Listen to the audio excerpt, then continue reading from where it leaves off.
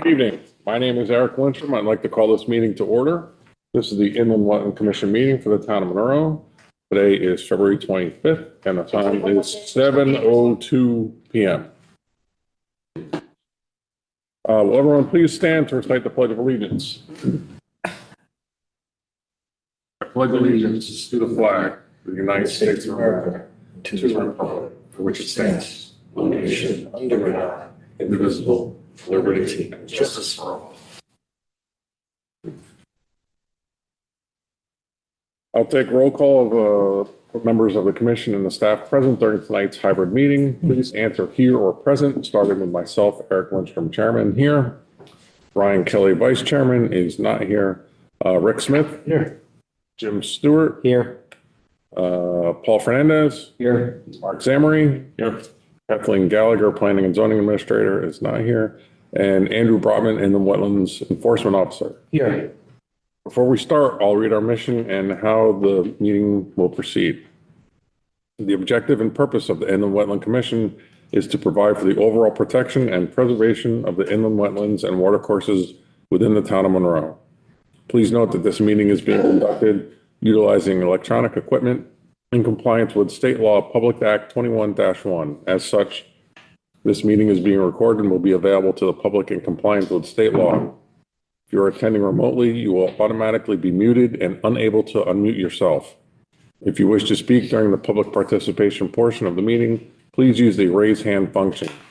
If you are participating via telephone, press *9 to activate the raise hand function. Staff will announce your name and unmute you when it is your turn to speak.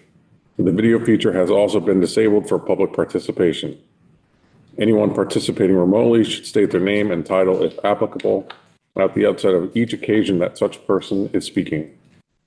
All votes taken during which any member of this body are participating remotely shall be taken by roll call unless the vote is unanimous.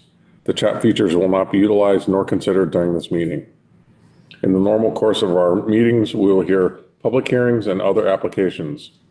The protocol for hearings is to have an applicant make a presentation to the commission, during which and after which the commission will be asking the applicant questions.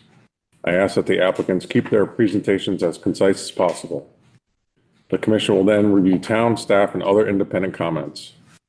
The meeting will then be open for public comment.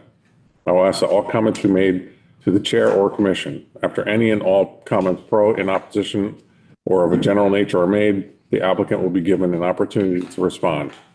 Please keep comments or questions direct, or a time limit of 3 minutes may be imposed. It is not necessary that the applicant respond, but generally in their best interest to do so.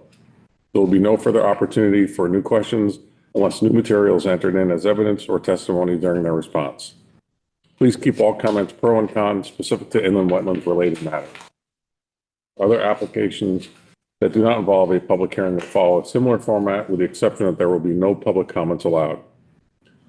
The meeting follows our published agenda unless otherwise amended. Are there any changes to the agenda? No changes. Okay. All right, at this time, we'll invite the public to come up for any kind of general participation. Anyone want to speak in chambers about something not before us this evening? Anyone online? Online. Nobody online? Okay. Then moving to regulated activities, there are none. And skipping down to public hearings. IWC 2026-01, file number 1564, 1603 Monroe Turnpike, proposed construction of excavator contractor facility and remediation of wetlands. Bruce Monroe Jr. applicant, Donald Smith Jr. representative. Before we get started, Mark Zamory, the secretary, will read into record the public notices that went out. Yes, thank you. In accordance with Connecticut General Statute Section number 8-7D, a public hearing will be held on Wednesday, February 25th, 2026 at 7:00 p.m. or soon thereafter via hybrid Zoom. And in-person attendees located at Monroe Town Hall, Council Chambers, 7 Fan Hill Road, Monroe, Connecticut, 06468, concerning the following: IWC 2026-01, file number 1564-1603, Monroe Turnpike, proposed construction of excavator, contractor facility, and remediation of wetlands. Bruce Mondo Jr., applicant. Donald Smith Jr., PE, representative. And this is published in the Connecticut Post, February 11th, 2026, and February 18th, 2026. And at this time, I'll read the exhibits into record. Exhibit number 1 was received on 1/7 of 26. It is the application and plan set by Donald Smith Jr., professional engineer. Exhibit number 2 was received on 1/21/26 by James DeMayo, the town engineer. Engineer's comments. Exhibit number 3 was received on 1/21 of 26, a preliminary review submitted by me, Andrew Brotman, the Wetland Enforcement Officer. Exhibit number 4 was received on 1/22 of 26. It's the address sign, and that was submitted by Donald Smith Jr., professional engineer.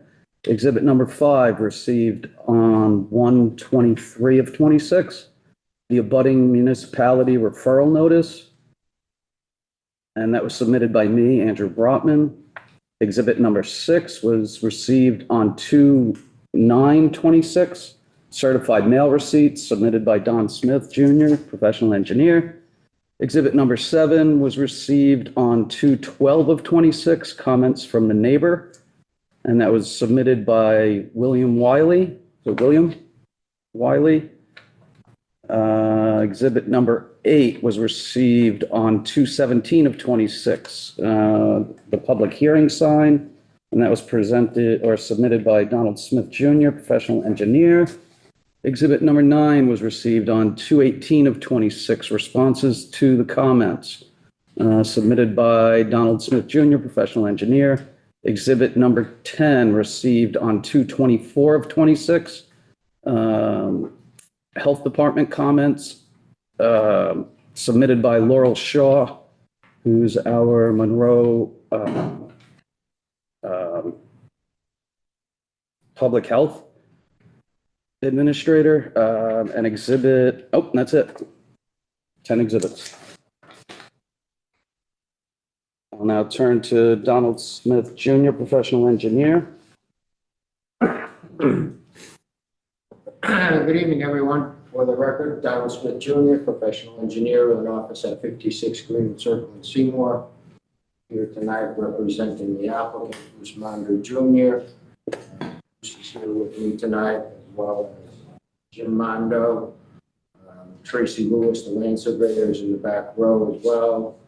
Jenny Benno, the biologist with soil science and environmental services, is here with me as well. And joining us online is Andrew Powers. He's a vegetation management specialist with vegetation control services.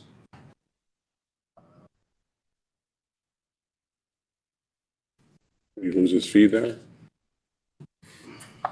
Sure what?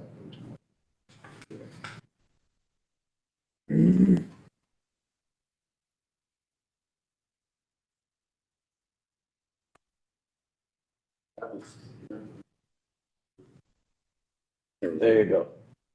Are you back up?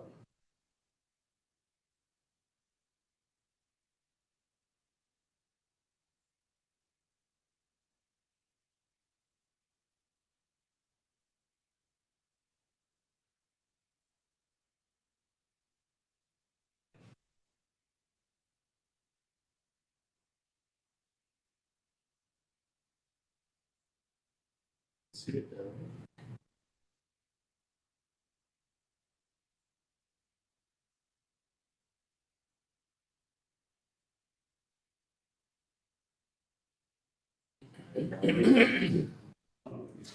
Just had it a second ago.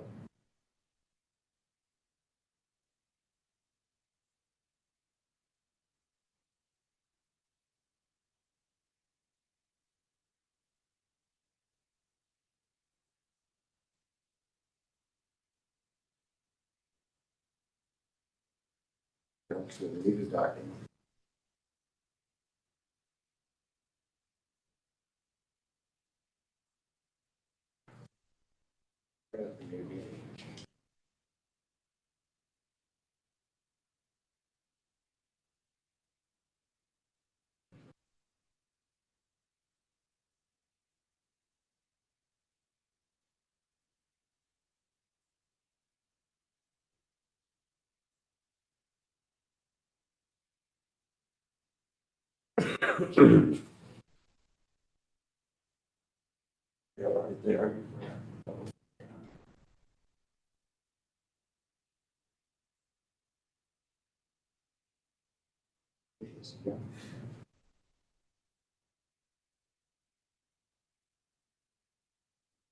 Sorry.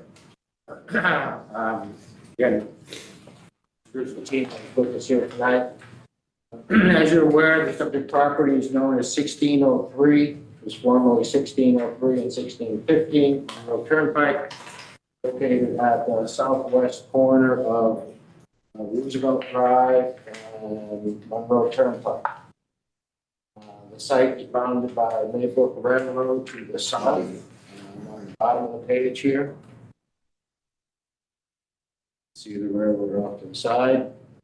We're bounded by the Halfway River to the north and the town line with Newtown. The site is bisected by the Eversource transmission easement and the old West Road right of way. The transmission easement encumbers approximately 1.3 acres of the site against building construction. As you're aware, the applicant has no control over activities conducted performed by Eversource or Northeast Utilities and its contractors regarding that easement. Subject property is in a B2 business zone. 4.8 acre parcel is developed with two buildings dating back to 1987 and 1989, associated with the excavation companies Monroe Construction Company, Inc. and Monroe Septic LLC. Monroe-based businesses with community roots dating back to 1941. The site has a single driveway entrance onto Route 111 here on the eastern edge of the property. And there is a small unnamed stream that comes under the Maybrook Railroad, discharging on the north side of that, and then makes its way down to Halfway River. We're here tonight to discuss the proposed mitigation of prior inland wetland violation on the parcel, and a proposed excavation contractor's facility, which includes the construction of a large retaining wall, cutting and filling of the property, and the improvement of Old Webb Road to facilitate access to the northerly portion of the parcel, as well as the adjoining parcel that has rights to Old Webb Road. The two existing buildings on the parcel will remain, and no new buildings are proposed. Landscape plantings and new LED dark sky compliant lighting are also proposed.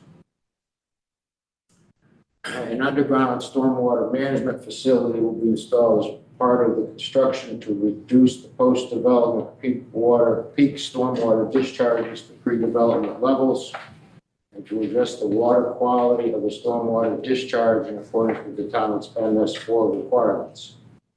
The stormwater management facility will outlet to the lower reaches of the unnamed stream. This facility includes a hydrodynamic separator that's sized to accommodate the proposed water quality flow. It includes the storage and infiltration of the water quality volume associated with 1.3-inch rainfall, which is approximately 35,000 gallons, and a metered outlet to control the rate of stormwater discharge exiting the site. Proposed project will disturb approximately 42,000 square feet of upland review area. Current activity has no direct wetlands impacts, but the prior violation included an estimated 1,000 square feet of direct wetlands impacts due to the piping of the intermittent stream that comes under the Maybrook Railroad. That's located here on the left edge of the property. On this drawing here, the red line represents the 150 foot setback upland review area, the Halfway River and the unnamed tributary. There's the other side of it over here. And they indicated the parcel has been cited with the following inland wetlands violations. Inland wetland violation -2016-09, which was for parcel 1613, and 2016 which was for parcel 1615. The violations at that time included potential underground piping of an intermittent water course, which is again the one at that railroad. Potential filling within the regulated upland review and wetland areas, and potential clearing and grubbing within the regulated upland review and wetland areas. Parcels will also serve notices of inland wetland citations, ICP 2018-01 and ICP 2018-012 for the unresolved violations. The limits of the violations are shown on a drawing entitled Potential Violations 1603 to 1615 Monroe Turnpike. And clearly that drawing.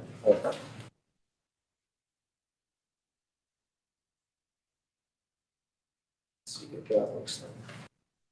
So this drawing is in the wetlands files. It dates back to 2016.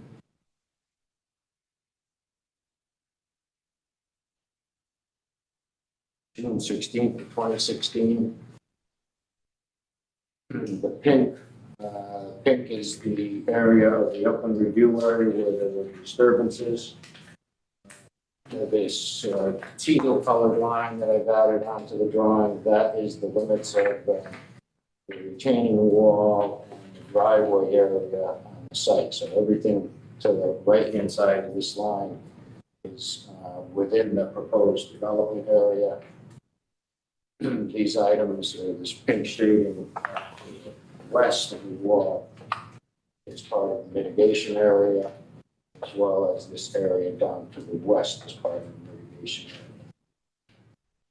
area. Also in 2016, Joseph Chapman identified some activities at the west end of the 1615 parcel that could release this activity down here.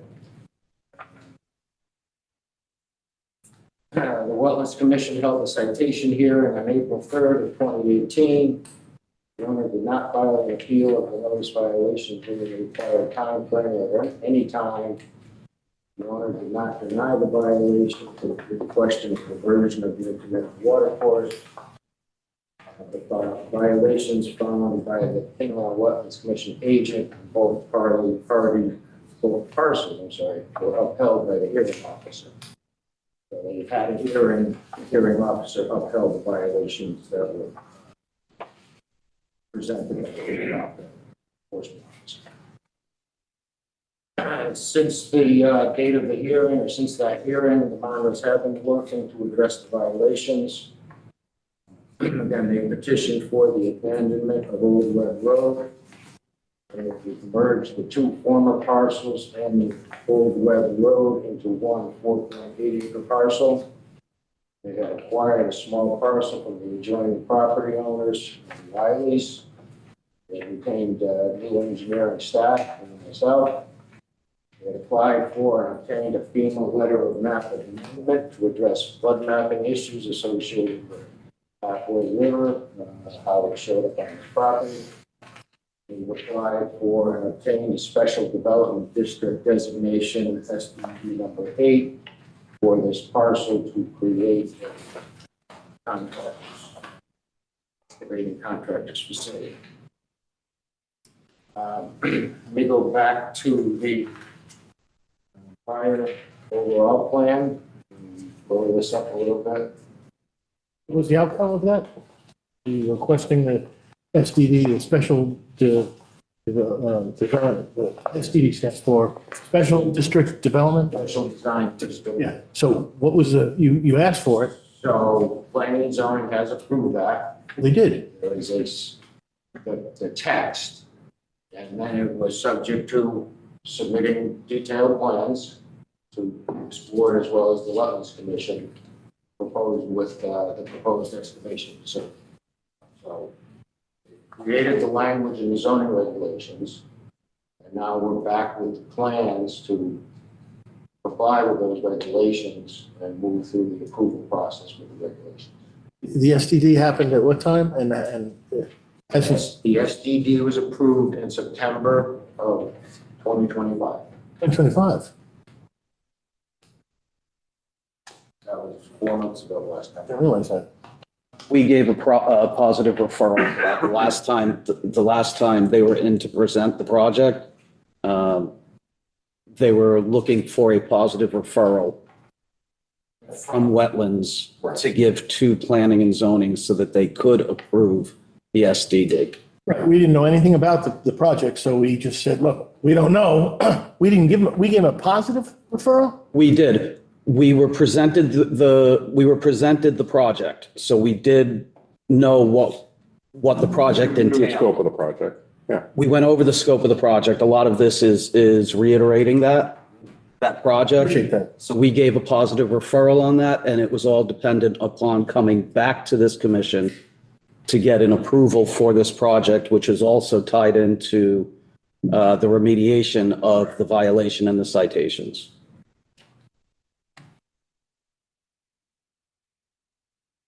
Yes, thank you. So again, now to the southwest corner of the property, here is the culvert coming underneath the Maybeck Railroad. One of the prior violations was the piping of this culvert, approximately like 100 feet long of a 48-inch pipe and about 80 feet long of a 36-inch pipe. The two pipes are stacked on top of each other. The original pipe. Do you have photos of those at all?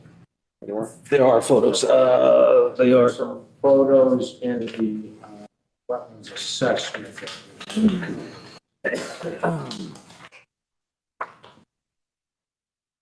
How big is the culvert underneath the railroad? Entirely, I'm not sure. What's it, Taylor? It was What's assessment? narrow but tall. Have they Assessment. analyzed the capacity of the culvert to determine that this is adequate? Let me just. Page 9. We are proposing to leave those pipes in place. I've been told that after construction of this rear building here, the rear west of the building, that stream was not proposed to be filled in conjunction with that site plan for the building. What I'm told is that after that construction of the rear building in 1988, the intermittent water course to the west of the building is still an open channel. At some point, the occupants of that building reported unusual fumes coming from that intermittent water course that would make them feel lightheaded and nauseous. At that time, Stevenson Lumber was upstream as well as Anai. Okay. Mindos have indicated the former town engineer, Woody Lovejoy, authorized the original piping of that intermittent water course and the associated filling of the regulated area. Concerns with the capacity of the 48-inch pipe, the Larry Edwards PE evaluated the capacity of the pipe in June of 2000, determined that the 48-inch pipe was insufficient and an additional 36-inch pipe should be installed. The additional 36-inch pipe was installed sometime thereafter. So that information was submitted to the town engineer.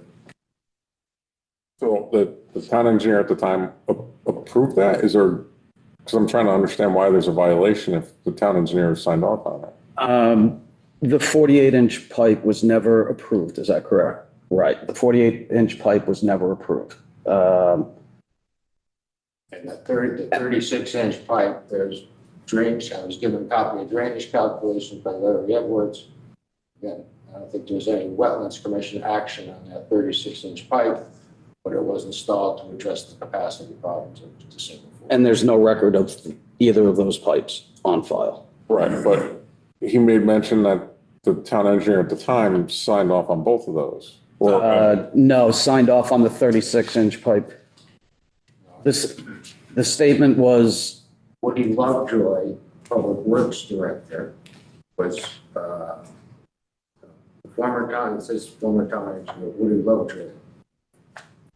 going back some years. no, I understand. I'm just trying to understand So the 48-inch pipe was put in without, no, I understand, right, but you made a And so- comment saying that somebody from the town engineer either verbally approved it or, so like, I'm just trying to understand what happened here. That's what 36 was just going to satisfy the town. but was it the town engineer? Can't speak to that because it's some time ago.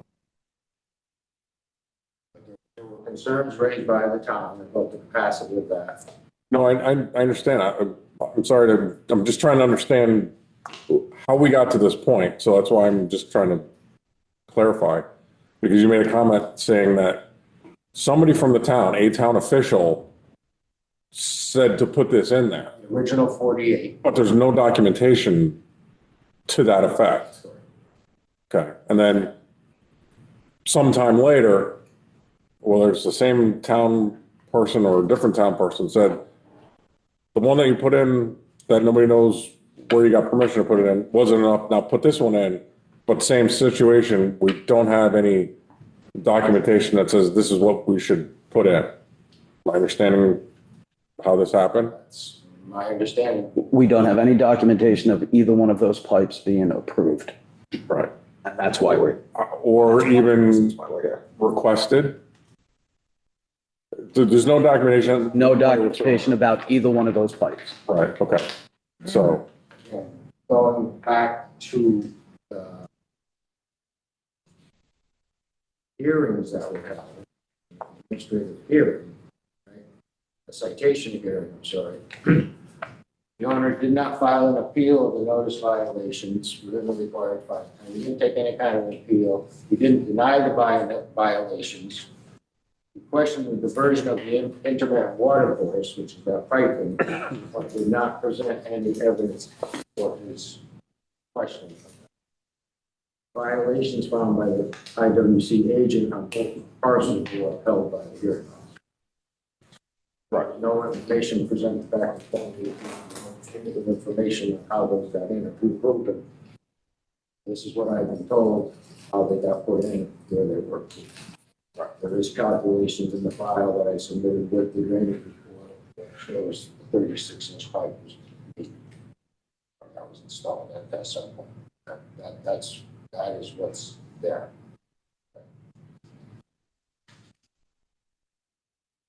So this 36 and 48 are on top of each other, full length? The 36-inch stops about 20 feet short of the end of the 48-inch. And, gotcha, and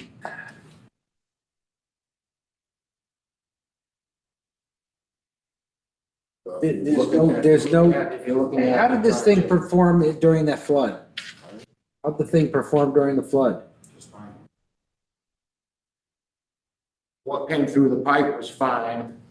And what I'm told was that the problem was further upstream, either at the north end of the Stevenson property, or I call it the Stevenson property, or beyond that out onto the road. But a lot of the flow during the floods, a lot of that flow had come down Route 34, bypassed and came down Route 34, got out into the street and came down Route 34. you want 111? 111, I'm sorry. My concern, just to be brief, is that there's no way to maintain that connection.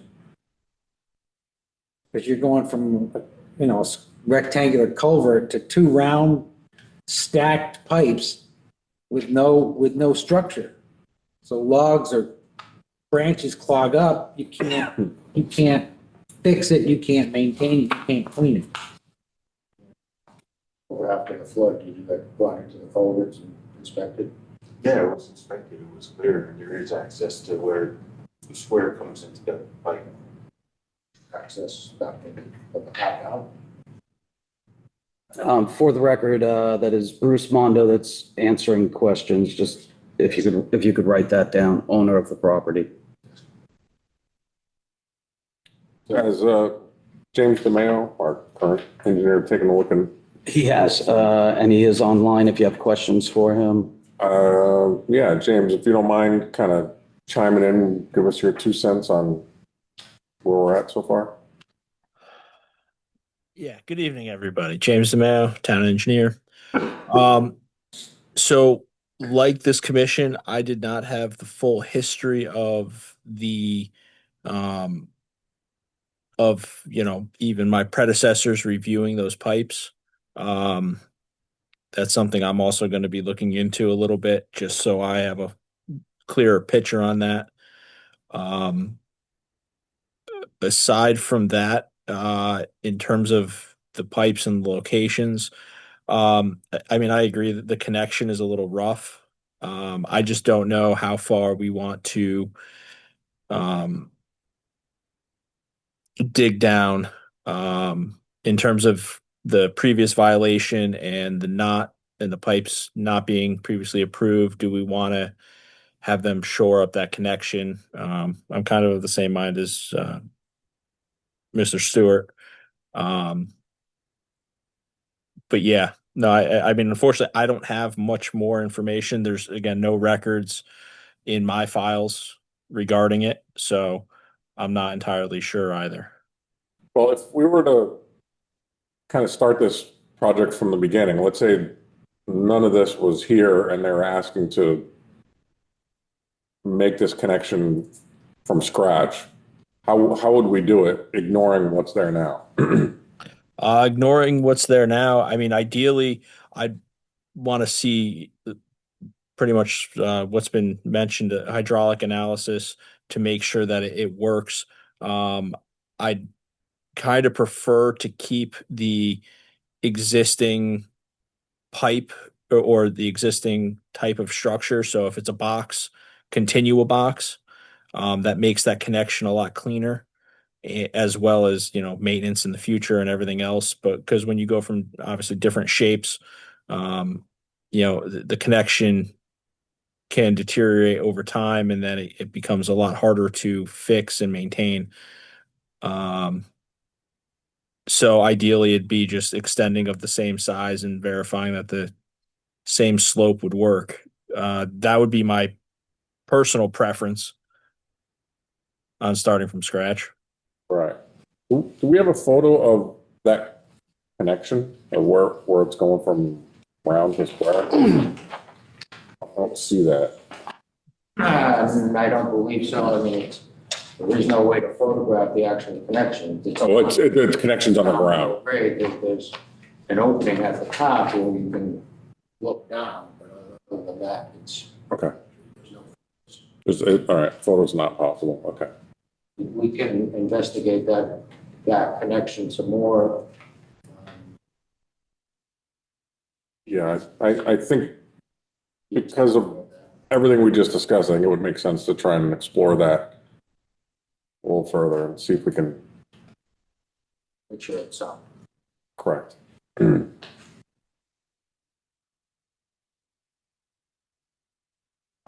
The other things that we're doing over in this area, the western edge of the property, so within the 100-foot upland review area, on the west side of the culvert, we're removing everything that was in there that was a stored material. We are constructing a berm along the north edge of the driveway that cuts through there. And we're creating a small water quality basin just outside the review area that will pick up the surface runoff from the storage areas that are above it and get it into the small basin. That basin would overflow and come down here, where it would then be piped under the driveway to a catch basin that will pick up the remainder of the flow that's coming down the driveway, and then we would take that and put that into the 36-inch pipe, the new manhole, and introduce it into the water corridor. So we'd be adding a deep sump catch basin with an outlet hood on there for water quality of that's flowing into the catch basin. We've got a small water quality basin, an open basin here that will take the surface flow, allow some settlement and infiltration to happen, and then whatever overflow will come down the joint. Currently, all of this is flowing down over the bank via sheet flow and into the wetland. That whole area is flowing, sheet flow into the wetland. It's just creating a mess, being quite nice.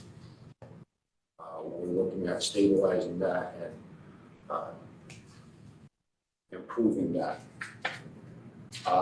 We will be doing some landscape plantings along this berm, along the edge of the slope down to the wetlands. And then this area adjacent to the driveway, we'll be putting some plantings in that area. Jen Benner will be reviewing those plantings when she comes up to speak. And then lastly, in this wetland area and pretty much around the perimeter of that storage area, there are some invasive species, bittersweet, Norway maple, a few other ones, but the invasive species that are in this area will be treated / removed. And Andy Powers, our vegetation control person, will speak to those, that removal of that plan in a little bit.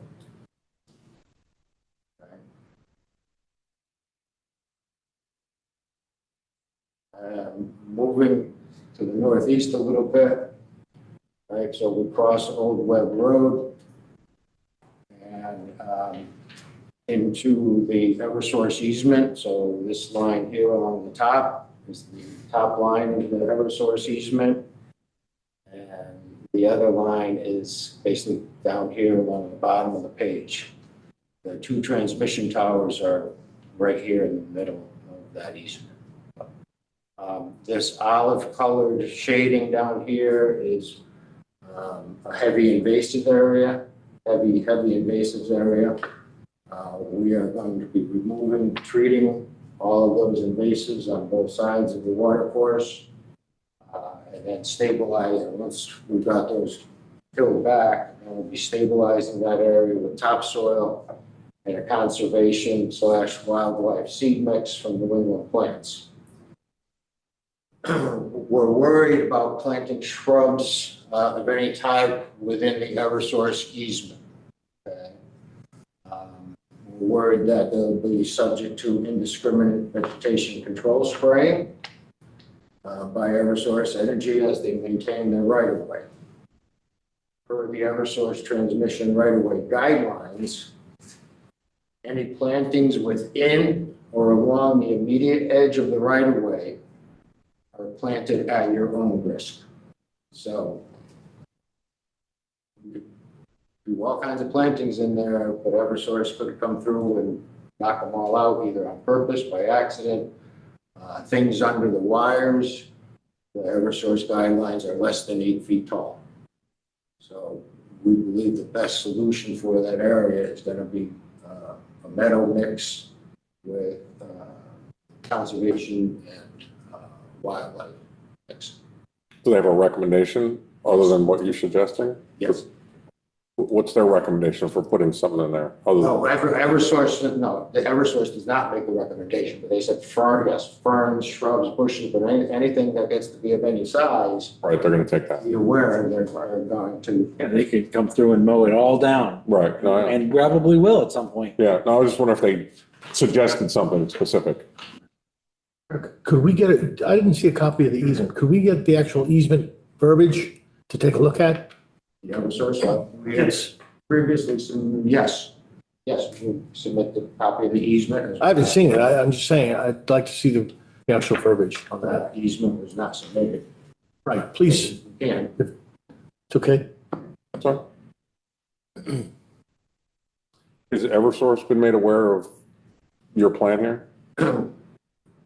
Eversource has granted us a permit for the plan that basically what we're talking about this.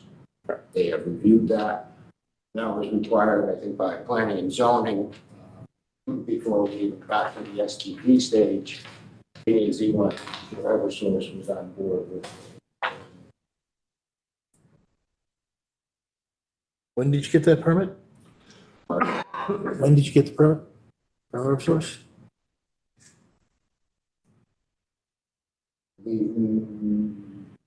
April, May, June of 25. Any chance you can submit that also, just so we can have that for our records as well? The easement and the permit. Mhm. Thank you.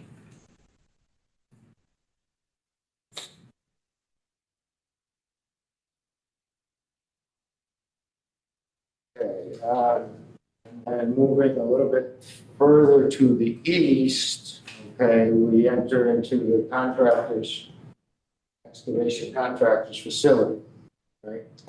We're talking about construction of a large retaining wall, 20 to 22 feet high, along the north and westerly edges of the contractor's facility.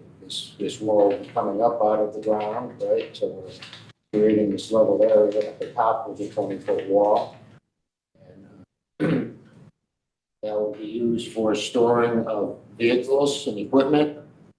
It would be used for storing of pipe and precast concrete, concrete pipe, plastic pipe, etc. There will be some material storage bins over here on the south edge along Wetland Road. Town engineer has asked us to qualify what will be going in those bins. Topsoil, mulch, sand, processed aggregate, crushed stone. On our revised plans, we will specifically identify those items that are going to be stockpiled or stored in those bins. There's also, I think they said, another retaining wall further to the east, which is a 6-foot high retaining wall that goes from the storage level up to existing ground here on the Eversource easement. And same thing here, this retaining wall is above the storage area to separate storage from the road.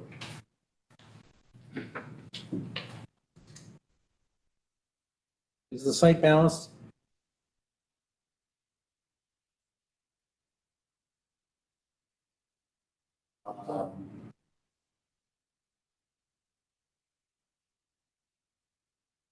In reference to cut and fills? Yes.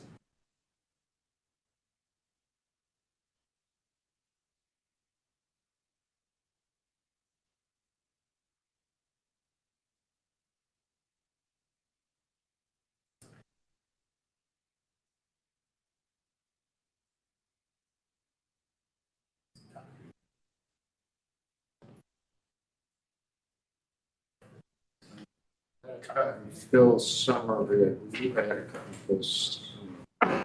Yeah, just help with that. You can't read that from me? No. Maybe I need glasses. You just had it. It was on the top left of the last page. You're right there. Cut is, getting the cut at 6,640 yards. The fill is 6,800 cubic yards. So theoretically, we're 180 cubic yards short. We are putting the stormwater management system underneath that storage area, and the volume of that stormwater management system is about 565 cubic yards.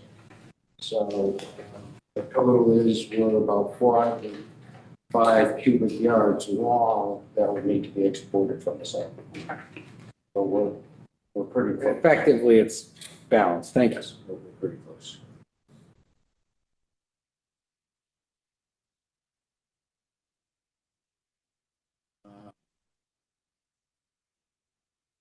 That's kind of the overall layout of the site. Next presenter would be Andy Powers to talk about the vegetation management strategy. Okay. Andy, are you there?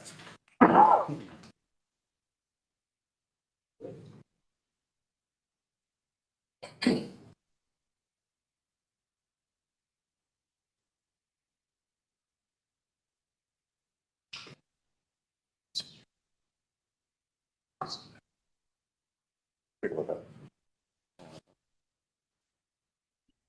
Andy Powers, Vegetation Control Service, out of Athol, Mass. Is where our office is located.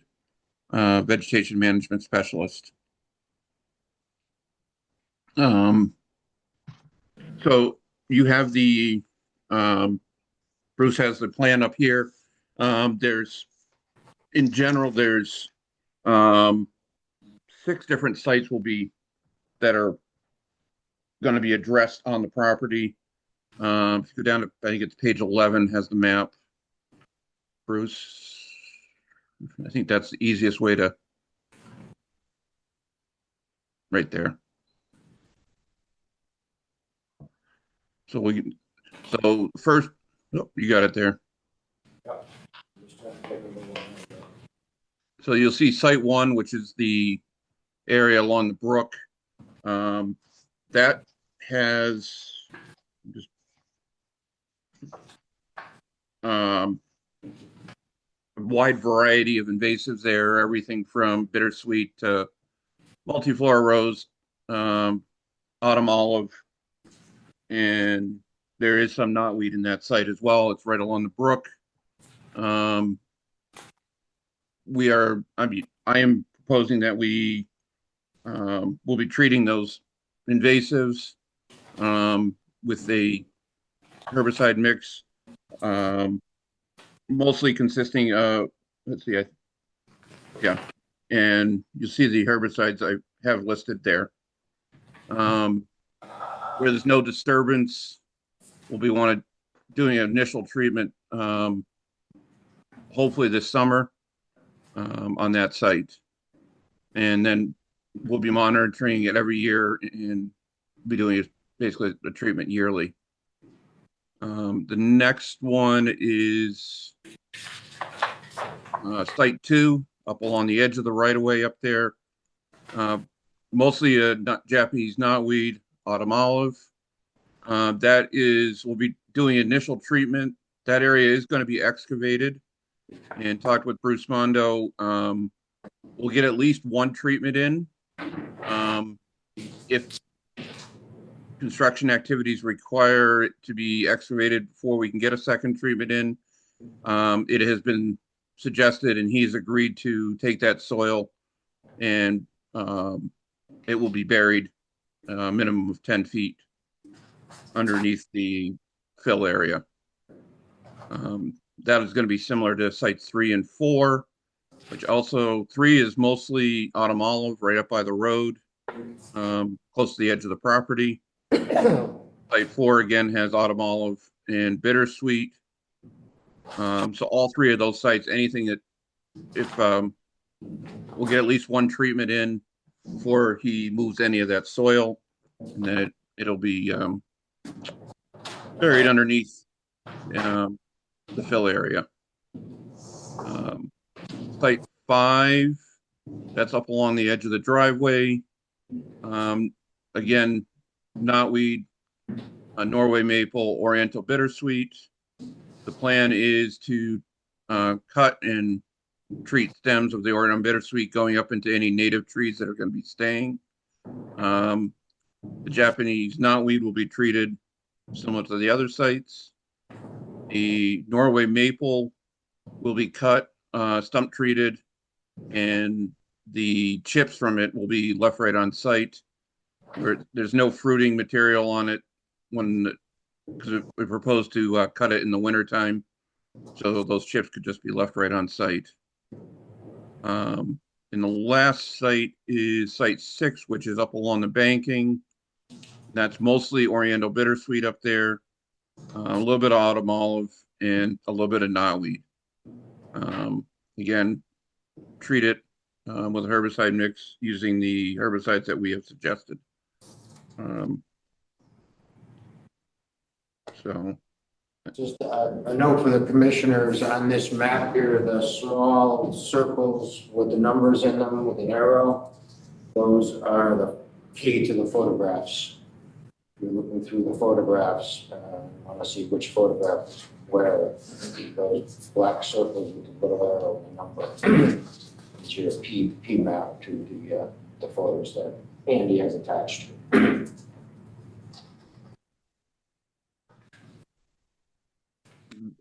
So, like I said, the plan is to do any of the cutting this winter prior to leaf out. First treatment is scheduled for late summer, and subsequent treatments will be done yearly, monitoring every year for see what's there. The hope is in 3 to 5 years to be able to eliminate any invasives on the site. Treatments will be done with a backpack sprayer, so it's a directed treatment towards the to minimize any native species being eliminated. I think that's, I don't know, Bruce, if you have anything else you want me to cover, or that's probably pretty much the gist of the plan. Andy, you folks are licensed or approved by DEP to be working in wetlands and adjacent to water courses? Yes, we are. I have licensing in all New England states, supervisory level licensing. So, and been doing this for 28 years. So, and just to clarify, the list of on page 2, the list of the proposed materials. You've got one EPA, but there's a lot of Massachusetts reference in there. That was not a typo, is that correct? that is correct. Massachusetts is the only state that has developed a sensitive area materials list for materials to be used close to wetlands, water bodies. Same thing with the fact sheets. We, for all projects that we do and I work on, we refer to that list throughout New England. Those two lists, the fact sheets and the sensitive materials list, are widely used throughout New England as being the basis for the most sensitive sites.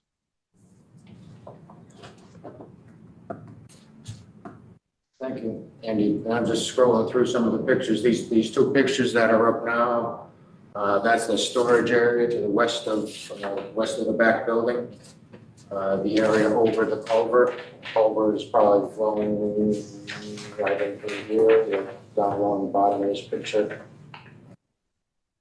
You can see some of the invasives up on the bank in the back.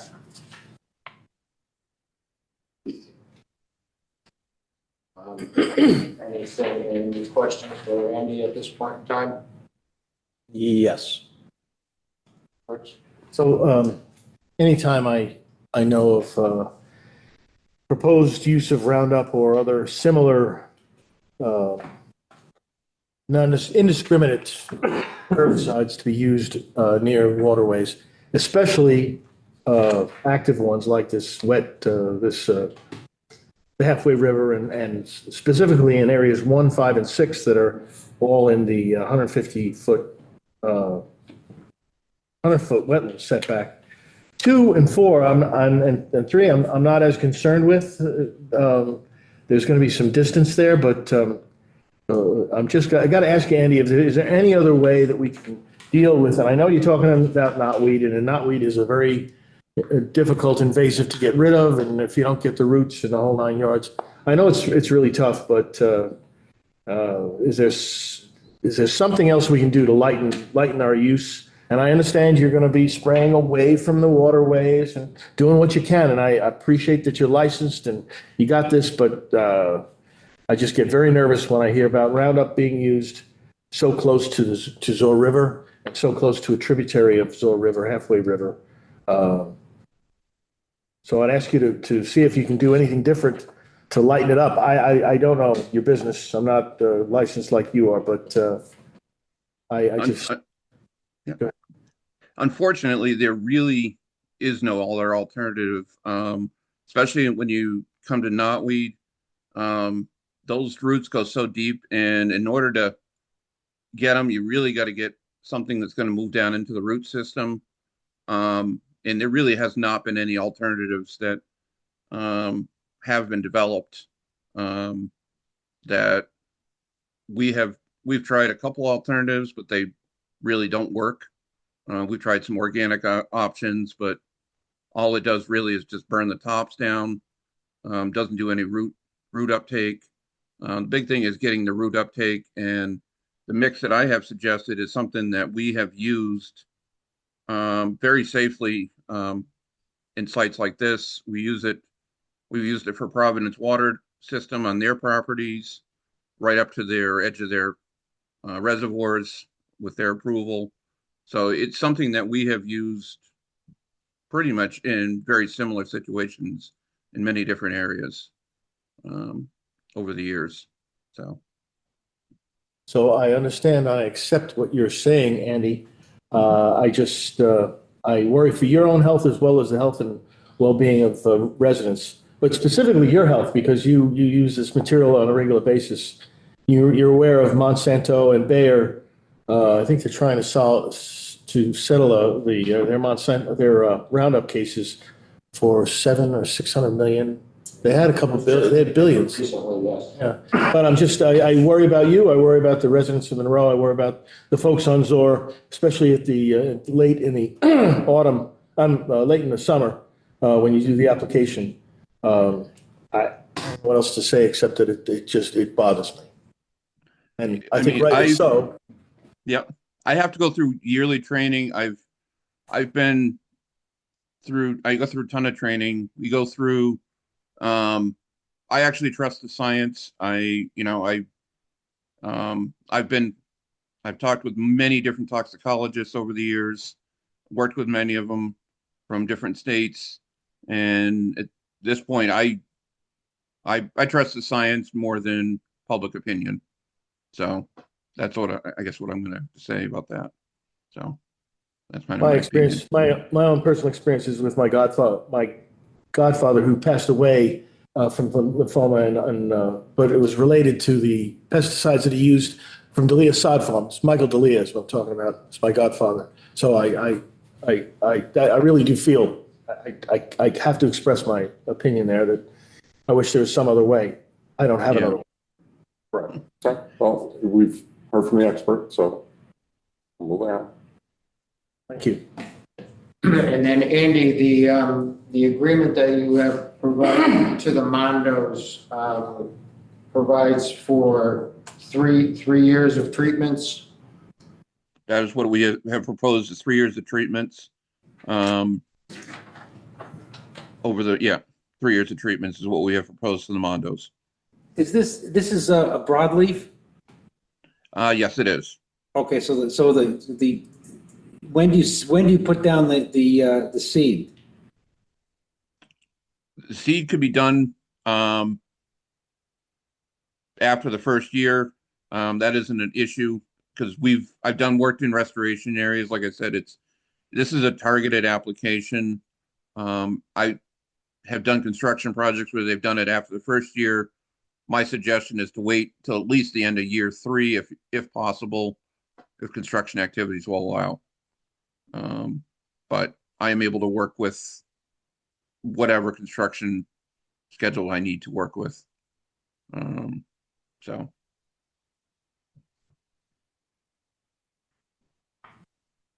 I think we would be looking for at least like the fall of the second year, fall planting season of the second year. So theoretically, not this fall of 26, but fall of 27 to do the seeding in that area.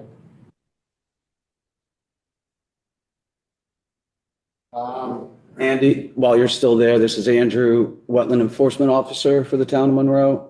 A couple questions for you on this. The limits of your remediation, the wetland remediation sites. Yes. Did you come up with those limits? I did. I actually visited with Bruce and Donald on site. They're not GPS. They're approximate based on the site visit. So they're approximate. All right. Then my question would be for site 1, wetland area 1. Was there a reason why we stopped where we stopped and didn't continue further toward the or toward the halfway river? Was there a reason why we stopped at that? If we're talking about doing invasives, are there, If are the, do the invasives continue further north on Site 1? when I was on site, I didn't see anything. We will, when we're in there to treat, if we do see areas that are outside this, um, we will, they will be treated. So, I mean, this is where the heavy infestation is. Um, like I said, it was, during non-growing season. I didn't really see anything down in there, but there could be some small stuff in there that will pick up, at time of treatment.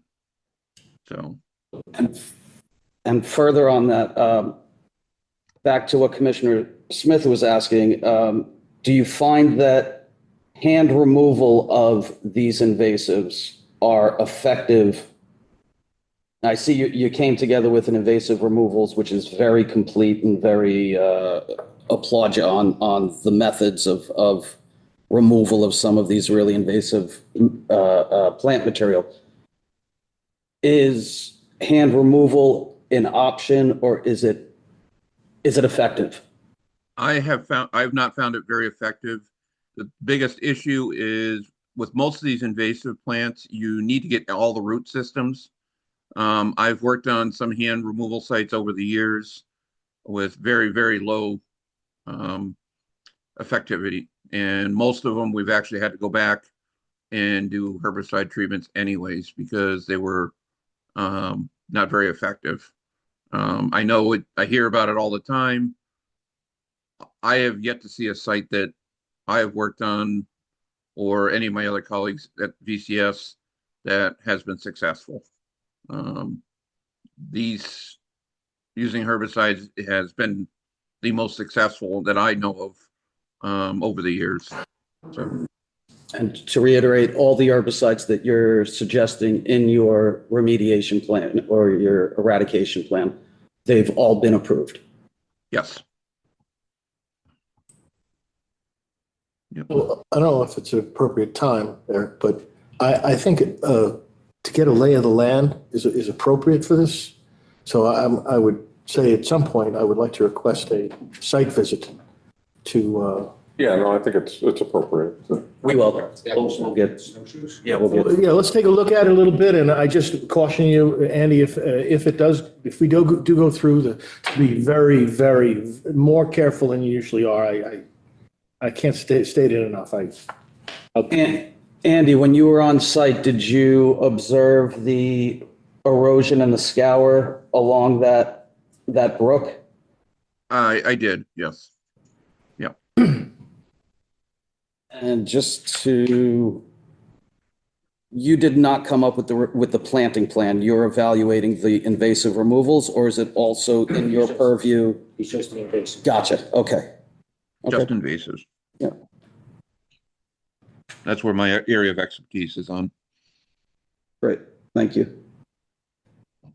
And Andy, I guess just to kind of reiterate what was being said, but even it's to our benefit or to the Mondo's benefit to remove as much of the invasives as possible while you're on site, whether it's within this red line or outside of that red line. Leaving any invasives there will just provide the seed material for it to expand, but not to say that there's not an overabundance of invasive seed material off of our site. So we're going to do our site to the best of our ability. We want to get it out of there. We want to get it so that it's maintainable, but there's somewhat of an endless supply of invasives adjacent to us. I'm sorry, one more for Andy. I'm sorry. This is Andrew again. No problem. So you were talking about 3 years of monitoring. It'd be 3 years of monitoring and treatments. Okay, and is that your suggestion? Is that your professional opinion on what it would take to monitor these other invasives, knowing that there are other invasives further downstream that we didn't really address? Is 3 years? Yeah, it's my opinion that a minimum of 3 years of treatments and monitoring. A lot of sites I do, we will skip over year 4 and come back at year 5 just to see if there's anything that has come back. Also, like you said, knowing that there is stuff that's going to possibly get moved in from off-site.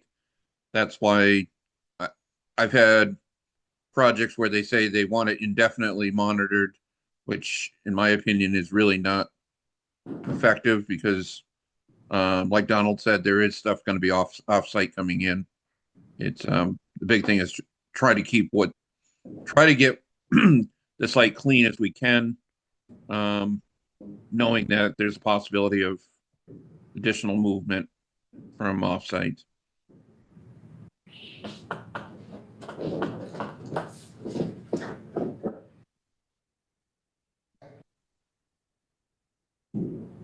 I did have some more questions for you before you go. Yeah. Does anybody have further questions for Andrew Powers? I think we're good. Do you want to come back to me now, or do you want to? Sure. By office? Oh, sure. But let's talk about, you talked about the things being stored. You're storing equipment, it's fuel-powered equipment? Yes, sir. Are you going to do any maintenance of that equipment in there, or is the maintenance definitely going to be done in a garage outside of the? I'll let Mr. Monroe answer that. No maintenance will be done over there. Okay. There are no storage of fuels or? Can you Could you state your name and state your name for the record, please? Bruce Monroe Jr., property owner. Thank you, sir. So I'll continue. So I also noticed that there's some boxes up there and some storage along the retaining wall. I think you're going to put some precast concrete in it. Yeah, that's exactly what I'm talking about. Is that precast concrete or? Precast concrete, concrete pipe, PVC pipe. Okay, so my concern there is that precast concrete will leach off alkaline. It raises the pH level. And my concern is, and I would ask you to just consider any other place except against that retaining wall farther away from the stream, farther away from the wetlands. My concern is the runoff, the sediment from all the work that you do in there, and contaminants. If you have plastic pipes, they have rust inhibitor. Not plastic pipes don't have rust inhibitors, but there's metal pipes have rust inhibitors. They have plasticizers. I'm concerned about storage of sensitive, according to the. Most everything there is short term. Is what? It's all short term storage. Short-term storage. Then it goes out. And the aggregate that you're bringing in, is that torn up? Crushed stone, processed sand, bedding material, mulch. Any tar-like materials? No? Okay, I just cognizant of raising the stream's pH and also the aggregate that from the runoff from these materials. No, is it treated wood, railroad ties and things? Okay, scrap metal. Just there's some pipes though. It's mostly PVC pipe. PVC. It comes in, it gets shifted from the distributor, and then it goes out to projects. Yep. So it doesn't even sit there very long. And I imagine that's to your. I don't doubt that it's to your benefit to turn that quickly. So I don't doubt you, Bruce. I just make sure that you're thinking about it, and if there's any changes that you can make between now and then, between next time you see us, specifically that cast concrete. I don't know if there's any other place. The whole retaining wall is going to be concrete, so. right. Well, according to the BMPs, the best management practices by our organization that rules here, it's not something that we should be doing within a close proximity to the stream like that. How far away is that retaining wall? The retaining wall is 25 feet from the edge of Halfway River, at a minimum. Yeah, so, I'd love to see that if there's some document that says you. yeah, BMPs. If you look up the BMPs and ask about storage of precast concrete and other use of cement products within 100 feet, the BMP says 100 feet. Just repeating what we get from the Department of, our department. But I think we need to take into account what storage means, right? So what he mentioned, it's short term, so I'm not really sure what that rolling is. They may be considering that longer term storage. You know, I didn't, it just said storage within, Yeah. period. It didn't say period of storage. I get it, and that's why I specifically said, Bruce, I appreciate that you are cognizant that there's, maybe perhaps a problem there. Well, maybe we can get that put in front of us, because if we're gonna form an opinion on something like that, we should know exactly what you're. So are you familiar with deep Department of Environmental? Protection, yep. So are you aware of that? Matt, are you talking about best management practice? Yeah, best management practices, Yes. practices with regard to storage of any of this stuff within, I'm not an expert on that, no. well, And I have to imagine it's more than 25 feet because I think maybe it's 25 feet to the closest point of the retaining wall, which is Right. not near what we're talking Not about. near the storage. So it's almost like 75. I'm just guessing, right? But I think it's more than 25 feet. While you're talking, 40 or 50. well, we're talking about those lines there against the retaining wall and then those boxes. Yeah, those, Yeah. right. while we're talking about materials being stored there, it might be a good time to just let you know that it was both mine and the town engineer's comments as to road salt, Right. because that was a concern, and there is no road salt to be stored on the property. So, two things. One, the question was, is there any storage of road salt or de-icing materials? No. And again, when we get revised plans together, that'll be spelled out. And then the other part of that question was, where would we be stockpiling snow? Kind of like this year, Yeah, right. Kind of put it in abundance.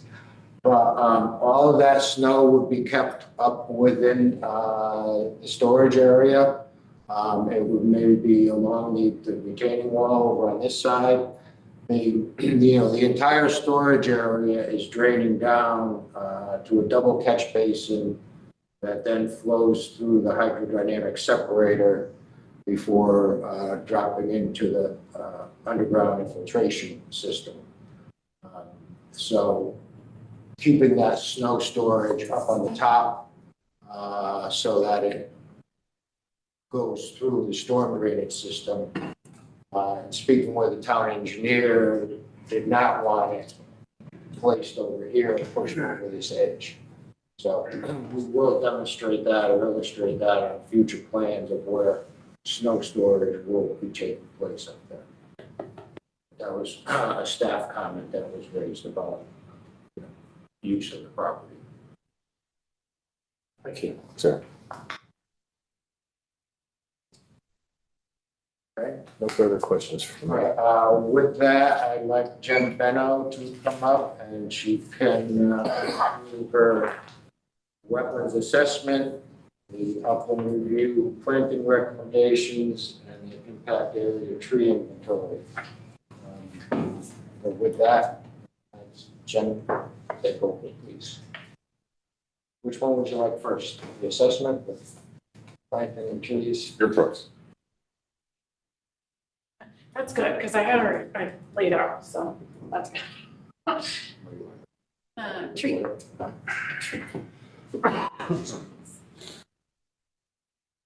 Can you hear me?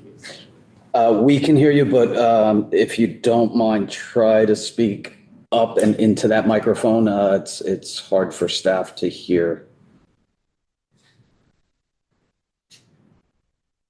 Okay. Thank you. For the record, I'm Jen Benno, biologist with Soil Science and Environmental Services. I've been with the company since 1994. I'm co-owner, and our office is in Rocky Hill, Connecticut. So I inspected the property on 2 different occasions, October 22nd and November 25th, 2025. The purposes of the inspection were basically to observe the proposed upland review area planting sites, to observe the dominant trees within the proposed impact area, and to observe existing conditions and primary functions of the wetlands on the property. So we prepared 3 documents. The first one we're going to talk about is the impact area tree inventory, and that's dated December 11th, 2025. Then I'll get into the wetland assessment report, which is dated January 5th, 2026. And then finally, the upland review area and property boundary planting recommendations, which is also dated January 5th, 2026. So going into the impact area tree inventory, basically the dominant trees on the entire site include red oak, sugar, red maples, hemlock, some white oak, and some black birch. Within the clearing limits, well, they were not defined, so I had to basically estimate based on the proposed site conditions. So I could only really give an approximate determination of the number of trees in the clearing area. But based on our inspection of the estimated proposed clearing limits, we observed more than 50% are hemlocks. Other trees in the clearing limit area include sugar maples, black birches, red oaks, beeches, red maples, Norway maple, shagbark hickory, white oak, chestnut oak, cottonwood, and walnut. Trees basically range in size from about 6 inches to 30 inches in age, which is diameter of breast height. And I have some just pictures in the report indicating the area. Next, we'll get into. But to be clear, Yeah. the significant size, there are at least 93 trees of significant size according to your report. Yeah, I was basically listing things that were over 6 inches Right. diameter, breast height, yeah, Thank you, Jennifer. sure. Okay, so now I'm going to get into the wetland assessment report. Wetlands on the property were delineated by others in 2016. And essentially what we're looking at, very narrow wetlands that are present along perennial water courses on the property. And there are 2 different wetland water course corridors that I was looking at.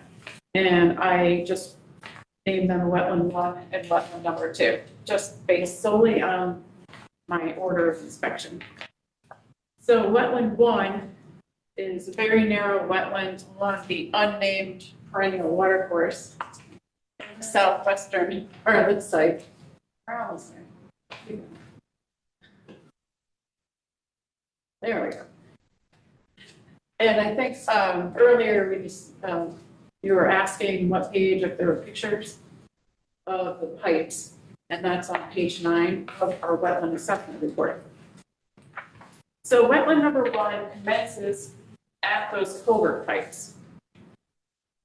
And the wetland and water course continue for about 10 feet before they go off site. And then they go back on the site. There's the off-site. You can see it flowing off-site to the north. And then it'll go into a culvert pipe under Old Red Road, and then it daylights again onto the right-of-way under the transmission lines. And then it flows northeasterly into Halfway River.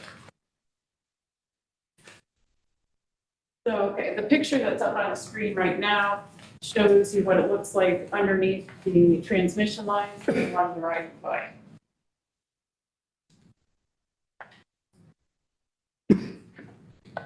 Can I just ask you, the colors that we're seeing in the water, to iron oxide or what's? Could be, I can't answer that question myself, but I know that is a possibility if there's high lead in the area.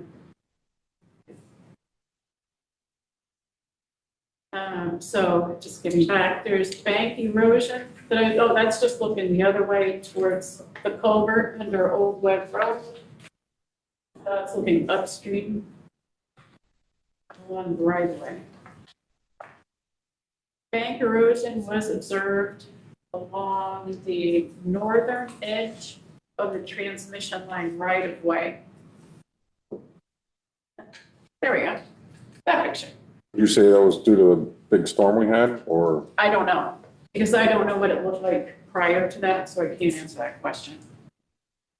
And vegetation, especially in this area under the right of way, is primarily invasive species. And that's just looking at the unnamed water course as it flows into Hathaway River. Okay, which gets us to my wetland number 2, Hathaway River. There's a very narrow wetland lawn there, steeply sloping and rock lined. As you can see in the picture, what page is that? Page 13. 13. Oh, lucky or not, that's the page it's on. Our property, this is looking upstream, our property is here on the right, or the left, I'm sorry. Correct. This is the bank coming up to the property. And then we're looking northeasterly at Route 34 and the twin box culverts, which allow water to flow to Housatonic River. As you can see from the pictures, there's really sparse vegetation. Again, I don't know what it might have looked like before that August storm. Primary functions associated with wetlands include groundwater discharge, fish habitat, definitely in Halfway River, even though I didn't see any. I know it's reported on different websites, and also wildlife habitat. Does have fish habitat. Is that what you said, Yeah, Jennifer? I didn't see any, Yes. but I checked some websites. Right. And yeah, it was confirmed that there's fish in there. Thank you. Sure.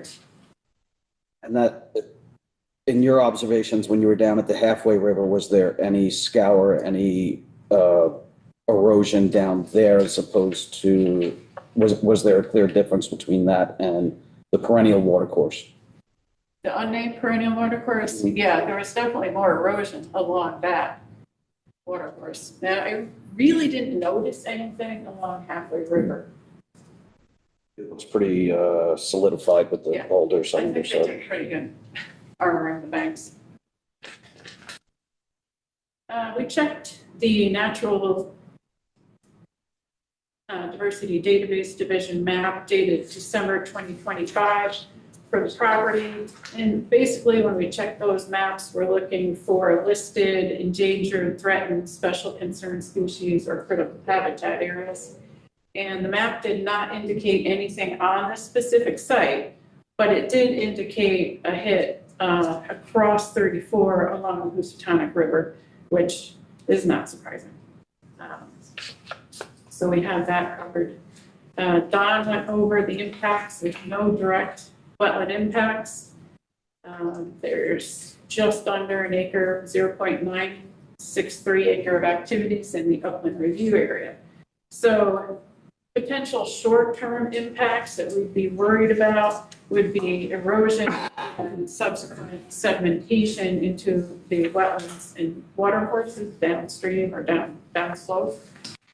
Don described erosion sedimentation control measures that were designed to meet the Connecticut DEP guidelines. Long-term impacts that we could potentially see would be future encroachment into the wetland watercourse areas and loss of shade and loss of potential wildlife habitat along the corridor. Are any of these culverts that we're talking about now, one of the ones that were referenced earlier when you were? No, these are under 34. Oh, gotcha. So this is Halfway River is flowing towards those culverts and then it goes into the Housatonic River. Okay. Right, Lake Shore. And these culverts are not on your property, is that correct? Is that off property or on property? That's off property. Culverts are about, culverts are about 200 feet long from head wall to end wall, where they pass under follow the Newtown Monroe border. You can see it on the. So.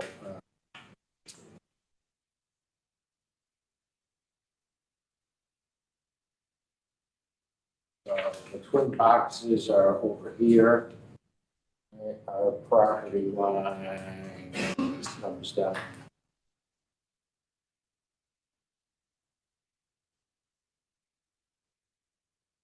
This line, this height. Boxes are. Yeah.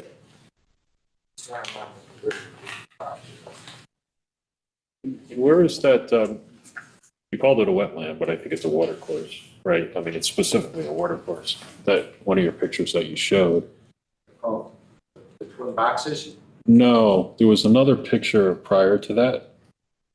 It showed the red outline of the wetland areas. It actually showed it was a water course. With, There was a picture that we had that was someplace in here. You just showed it. Screen, and that was where we started on pipe. Here, the single pipe, or the outlet of the two pipes was further up over here. okay, so the single pipe was a round pipe, right? The single one is the round, right? Yeah, okay. Yeah, and that's That's- under the old web road. Correct. And then page 9 shows you a picture of the stacked pipes at the beginning of that unnamed water course in the southwest.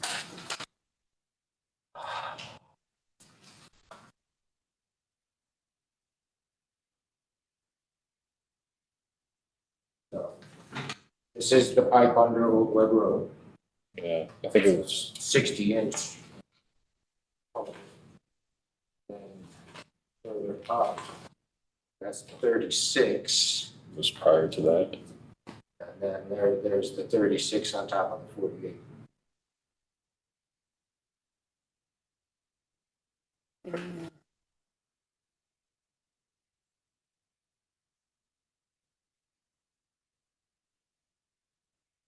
I know it's probably deceiving because of the different distances in the pipe. It doesn't look like a 36 No, inch it pipe doesn't. compared to the 48. Right. So if you would just confirm that. That's what the survey shows. I think it's just a depth perception. I think it probably is. Yeah. At some point, we will do a site visit and I'll measure those for you. Okay. So, continuing on. Guess we'll do the upland review area. Oh, That was the one actually that I was referring which to. one? Oh, That one? Yeah, that one. That's going on with 34. Two Yeah. boxes under the 34. Yeah, that's 34 up top. Those are 10 by, they're big.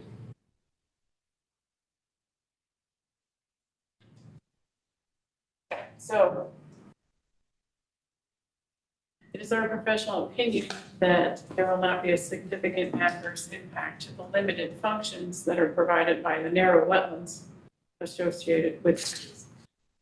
As long as the site is developed in accordance with approved plans, as much of the vegetation growth along the wetlands is disturbed, and stormwater treatment and erosion and sedimentation control measures approved by the town are properly installed and maintained for the duration of the project.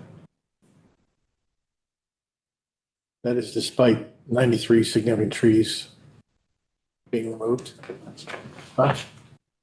You're saying, yes, there's no impact. To the wetland functions? Yeah, they're very limited functions provided on site.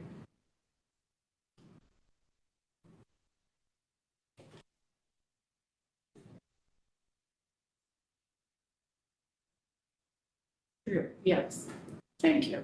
You can also look at pages 17 through 29 of the report. That gives you basically how we came to that determination. There's a lot of qualifiers and criteria to reaching those conclusions. Those are pages what? Yeah, which report? The wetland assessment report. The assessment report right after page 16. 17, 18, 19. 18 is a table of the functions. 19 is supporting. Yeah, mine stops at 16. Mine stops at 16. That's right. January 5th, wetland assessment report. Yeah. Yeah, I don't have We are missing, what was submitted only goes to page 16. All right, so if you can Oh, yeah. resubmit that portion would be great. Yeah.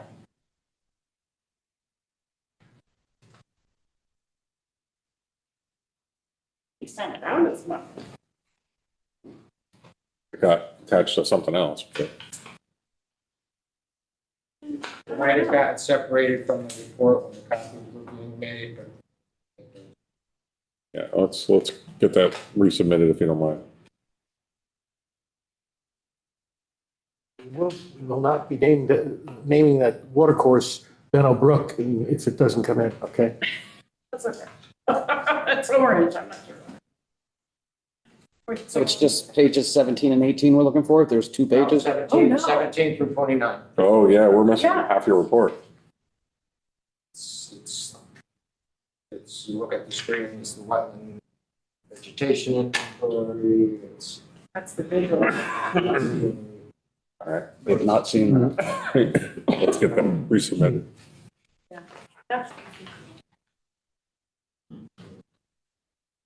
Since we're missing that information, What are we looking for? This, Oh, wait, where'd you we got that given to us a few weeks ago. have that? How come we don't have that? Well, because you didn't bring it from home. No, I brought everything. You have it on here, Jim? This, Yeah, the back pages of that. that was pretty thick. Maybe you got given out to one and then the rest of us didn't get it. There you go. We could share it.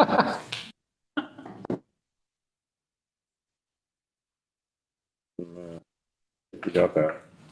You got lucky. Oh, I don't know. I've been Jim? holding on to this stuff for she's a few months, seems like. Sure. Okay.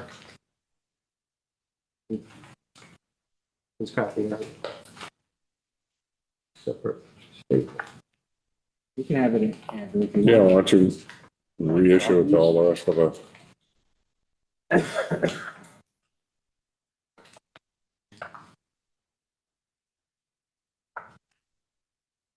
All right. Okay, continuing on. Okay, moving on. Upland review area and property boundary planting recommendations. That report is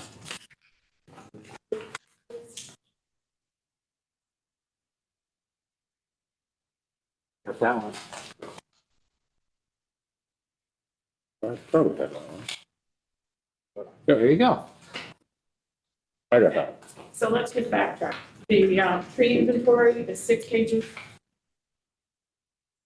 Just the problem with the action assessment. You got 336 pages, yeah.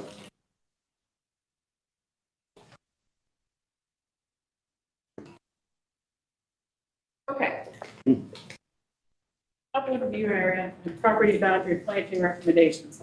So we were asked to provide limited upland review area property boundary planting plan for the southwest portion of the property.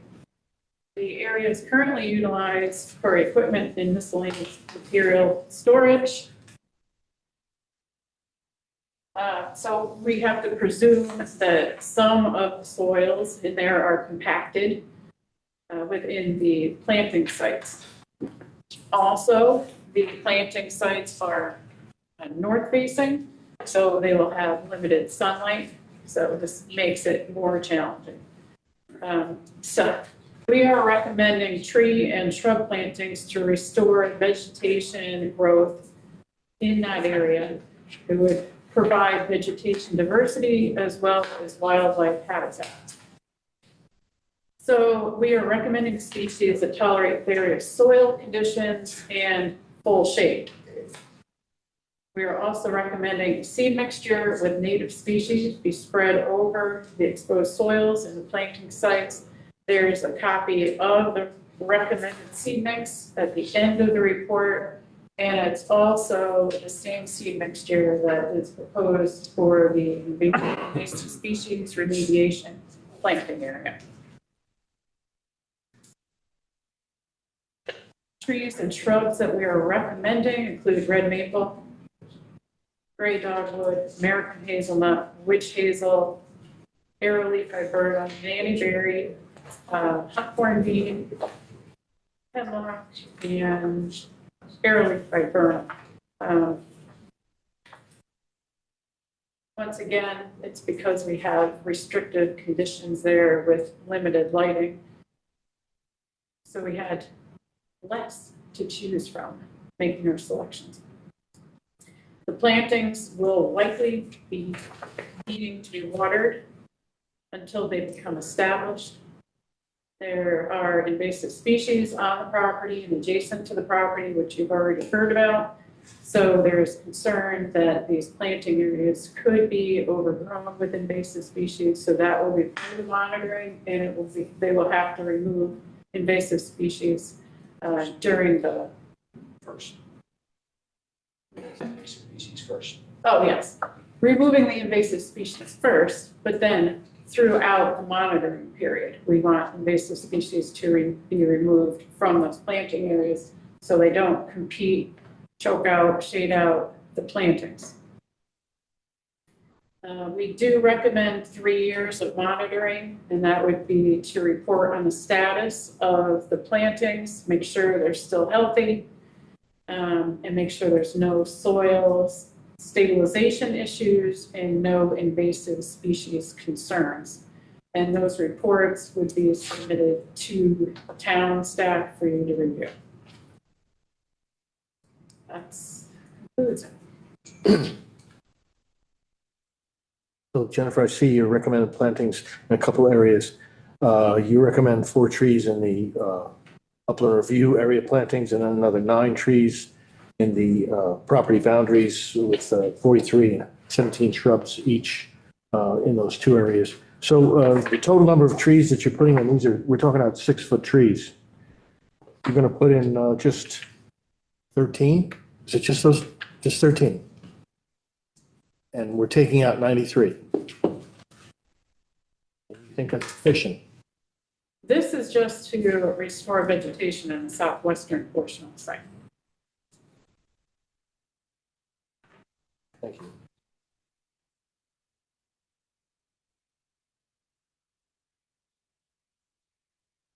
Anybody else? Is there a reason why you went with 4 to 6 foot trees? That's typically what we are proposing and what we're seeing. And would it be infeasible to plant larger trees? And what's the Would there be any physical reason why not? Logistically. Logistically, no.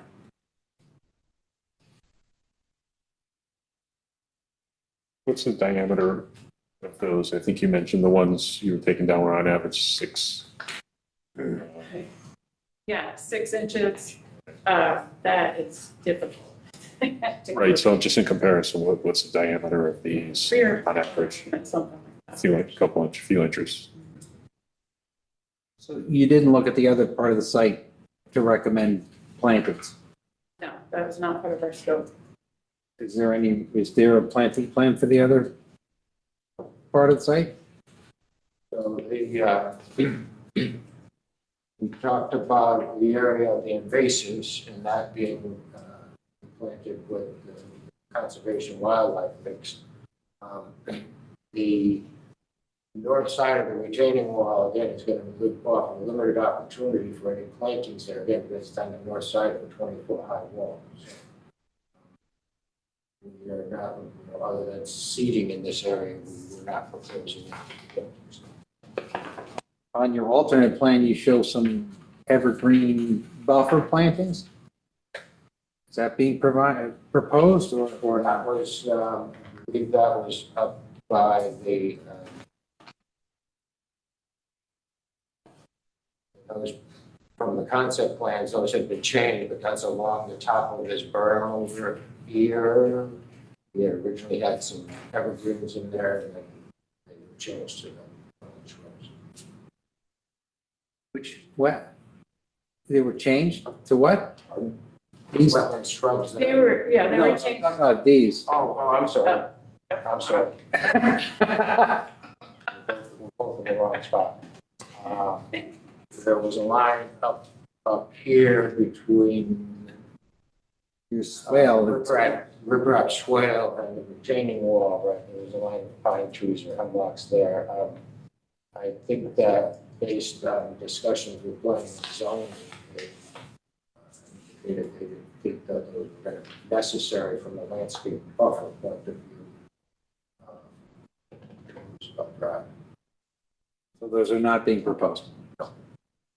So are there evergreens being planted? No. Okay. List of plant material, is there any evergreens in there? Yes, in the southwestern portion. What type of evergreen? It's deer resistant? That's what I was getting at as well. Sorry.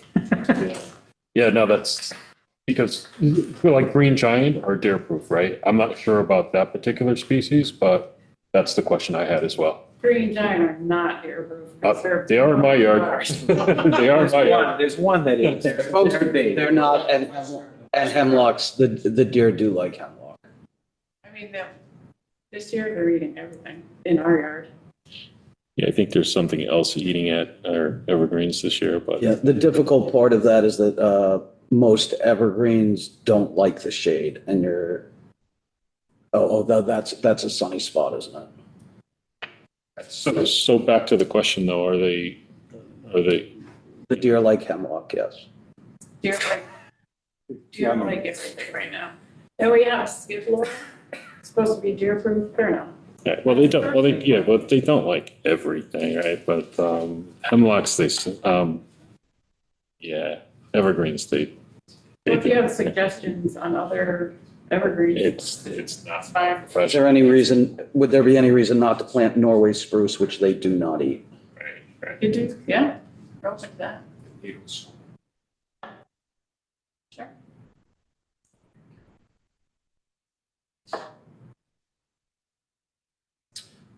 Where was the area where we were saying that it was too shady? That was what, at the base of the 20-foot wall? That would basically be pretty much right, this entire. Okay, so what's being proposed over there for plant material is seed mix? Seed mix, yes. Is it your opinion that that is, would something like snowberry or ferns or something that will tolerate the shade you have over there, would it be appropriate to plant something more substantial than seed? We can look at that.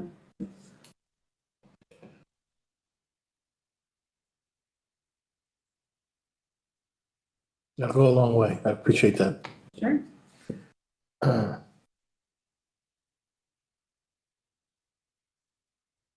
Any other questions or comments? The grading of this parking lot, I assume it's all graded inward to the one basin, set of basins? Correct. There's a double basin down here. You've got a storm scepter there.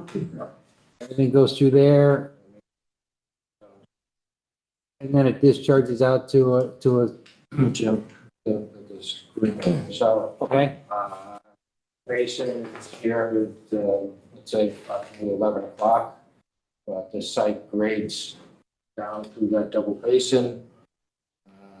Comes back to a manhole. We have a couple of catch basins out on Old Wet Road that come into the site, comes into this manhole. So it comes into the storm scepter.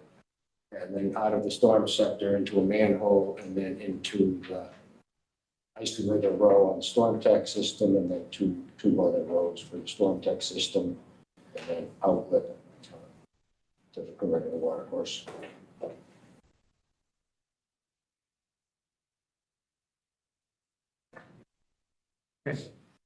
Yeah, the storm scepter, cascade storm scepter here, 5-foot diameter. The manhole.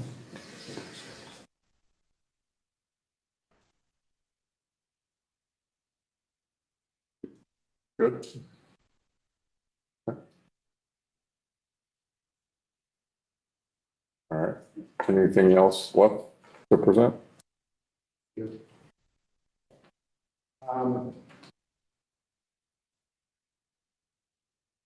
Okay, so I think we're about there. Andy had indicated we received and responded to the initial review comments from the town engineer. The biggest comment, Andy made one, town engineer made the other, but asked for new wetlands flagging and asked for confirmation of the watercourse, topography along the watercourse.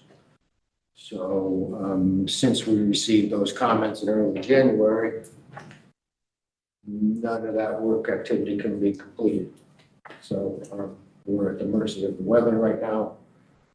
So the suggestion is that the hearing be continued until May 13th.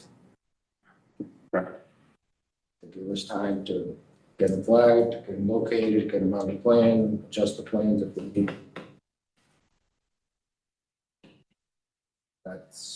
It was our feeling that with the erosion and the scour that we see and the wetland delineation report was from 2017. Go enough that we need to. We'd like to get a more accurate look at what it looks like today. Right. Okay.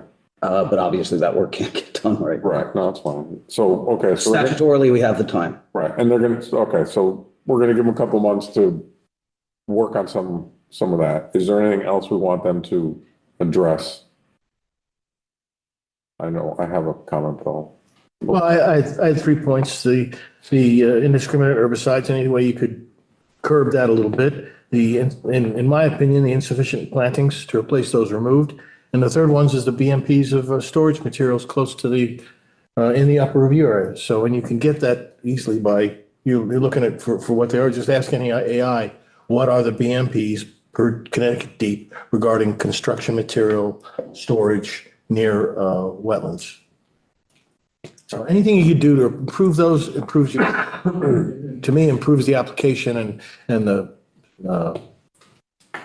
our view of it. I'd like to see a capacity analysis of that pipe, of the other double stack pipe, and Yeah. and I'm gonna want to see at minimum a structure at the connection. Yeah, I was gonna say, the minimum. I'm really concerned with what's going on there between the two different types. Because if that clogs up, it's just would be a nightmare. Yeah, I think we need some sort of a alternate plan to kind of address that. And related to that, and I know I keep kind of harping on this, but if you look on, looks like sheet 3, it's called the Mitigation Restoration Plan, SDD number 8. You got a footnote down here regarding that. It says 100 linear foot, 48-inch culvert to remain culvert installed circa 1988 to address the culvert installation was approved by Woody Lovejoy, former town engineer. But there's no record of that anywhere. There's not. So I'm not comfortable that being on a plan because it's implying that it's an approved by the town. And if it was, and we have records of it, that's fine. But it sounds like we have no records of that. And I just don't think it's appropriate to have documentation that implies that it was approved when it wasn't. So unless you can provide some documentation that says it was approved, I think it's inappropriate to have that comment on that.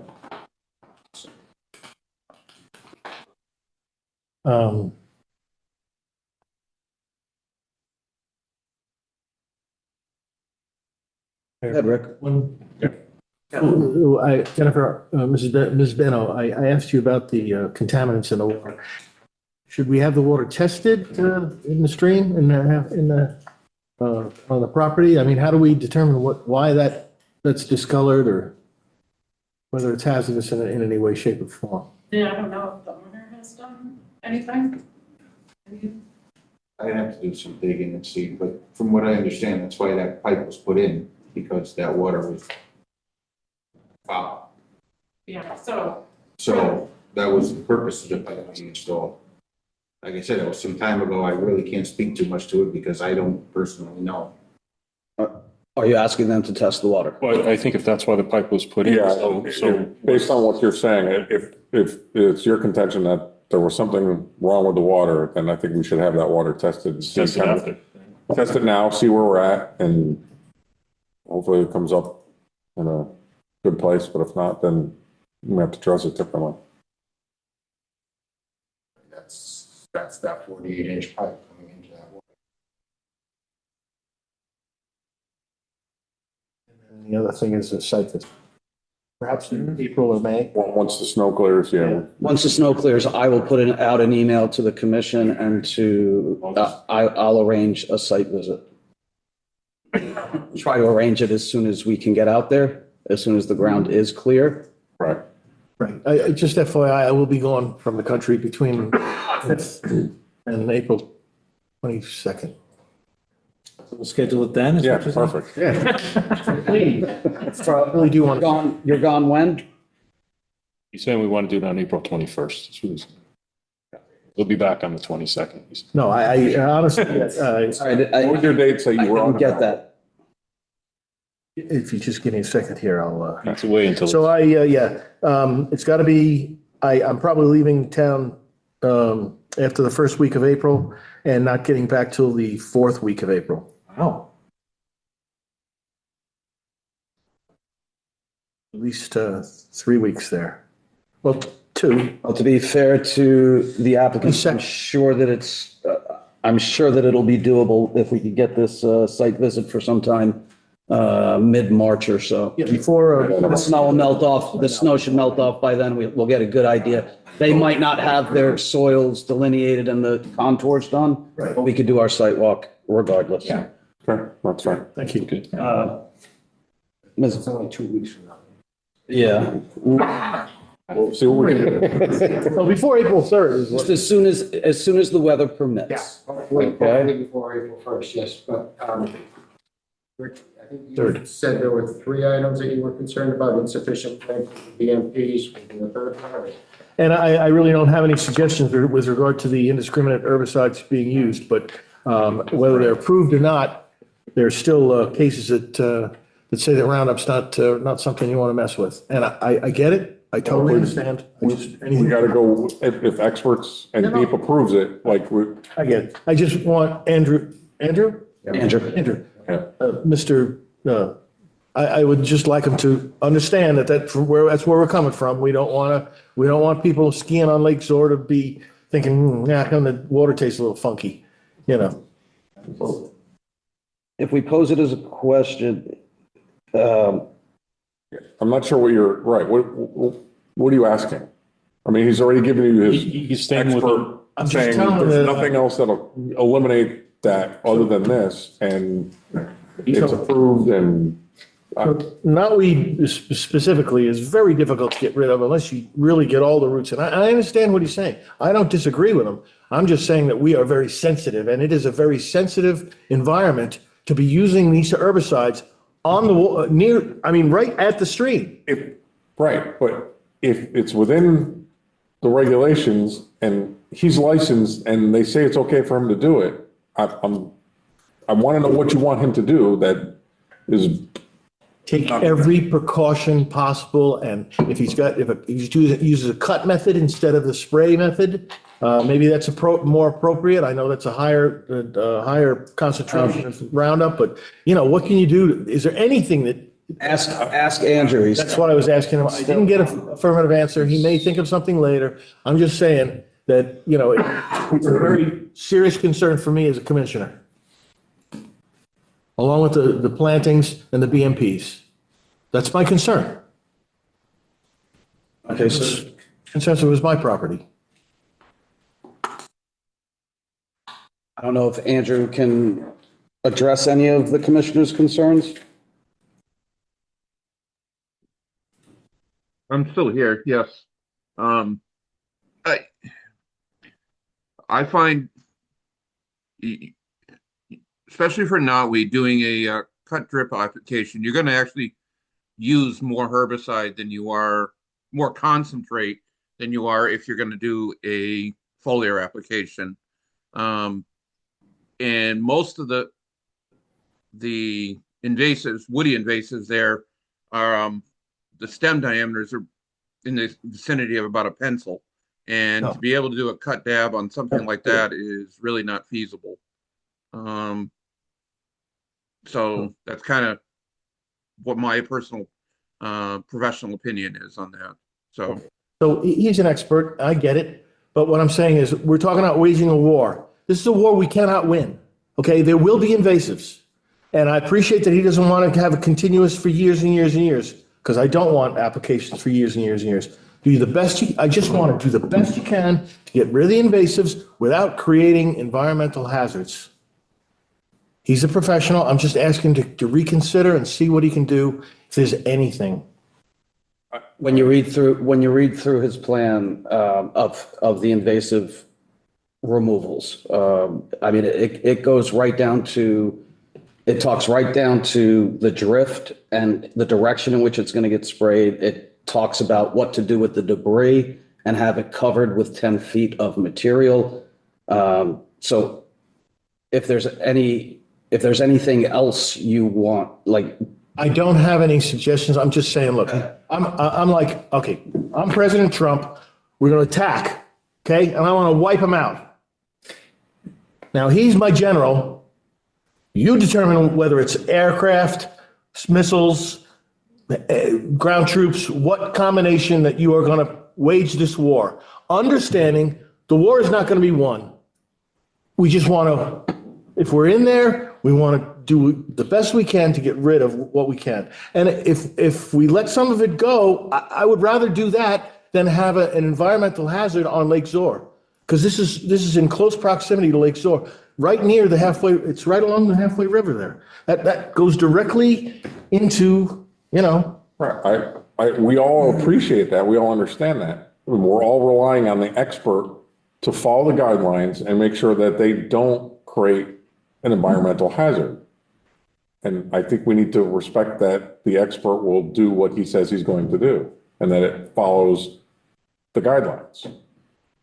It sounds like you don't think he's capable of doing that. well, if he considers me to be President Trump, he's gonna be very concerned that he's gonna. But he keeps saying, in my professional opinion, this is the way to attack it. I get it. Okay, so I said anything that he can do to mitigate this is what I'm looking for. okay, relax. Well, and stop questioning me. It's very I'm simple. not questioning you. You You're understand, Jennifer, what you're I'm saying? questioning the expert. So And hold on. we're saying we trust the expert and you're saying you don't. So can we, Andrew, maybe would give him a better comfort level if he reads the detailed report? I read the report. I get the report. I appreciate Andrew is not just someone. He is a I've never said that he's not. Okay, so what action would you like him to take? You've already asked him, is there anything better that you could do? And he said, this is the best course of action. And you're still challenging him on that. So what would you like him to do? Let's move on Okay. to. Really, I've answered your question. I don't think you have, but that's beside the point. So let's move on. Do you gentlemen have any questions for me? Jennifer? Andrew? You understand my request? I understand your request. Thank you. And I will use all diligence I can during the applications. Really appreciate that. Thank you. Let's move on. Move on.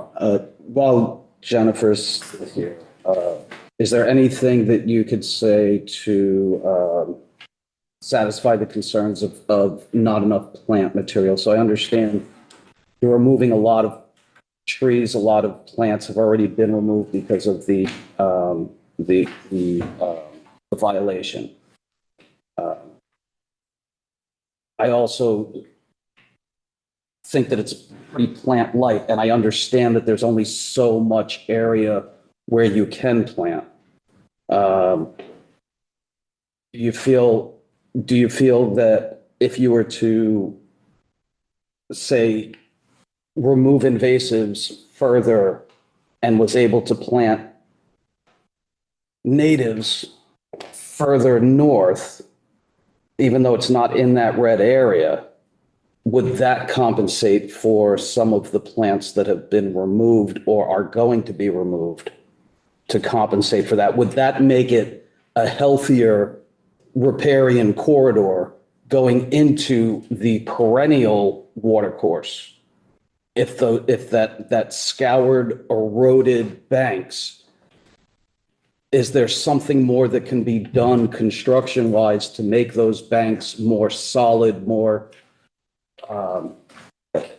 that would not erode, solidify those banks a little better, biologs or what have you, or plant material? And I know you also have a challenge with the sunlight. But there are native ground covers that will mat in and the roots will take hold and do a better job of retaining that soil in those areas. Is there something more that you could look at in there to compensate for the amount of trees that are coming down and the lack of area in order to replant natives? Yes, Sorry, could you come to the mic? Yeah. Because we're never going to be able to hear this. for the record, Jen Beno, Soil Science. So I think what you're getting at is kind of twofold. We're looking at armoring the bank, stabilizing the bank, and then also, so it probably will be some sort of combination of things. So we have to stabilize the bank and then get some sort of willow, something like that in the bank, just to help stabilize on top of the material. And do you feel like that would be beneficial to knowing that this is the very end of that whole watershed and everything's going down into this area and that's right before it hits the halfway river? Do you feel that would be beneficial, or do you feel like that would not help the situation? Oh, I think it would help, yes. So we'll have to visit that with the applicant, and probably also Andrew. We want to consult with him too, just to know. And if they were able to do that, would that satisfy the commissioners? I guess it depends on what they put together.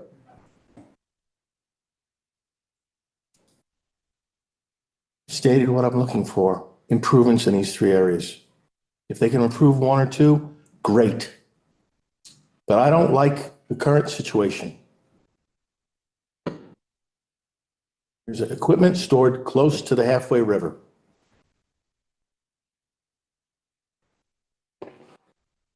I await any improvements that you can make, please.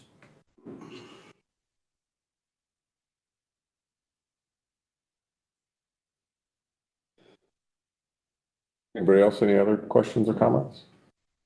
I'm good, thank you. Good. Good, and we can, if there's nothing further. So make sure there's nothing else you guys want to add. Because then we'll open it up to the public. Yeah.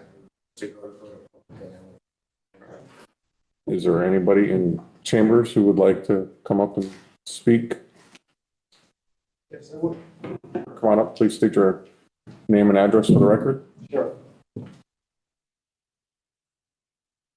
There's a sign-in sheet up there too. Wiley, you wanted to add a, Yes.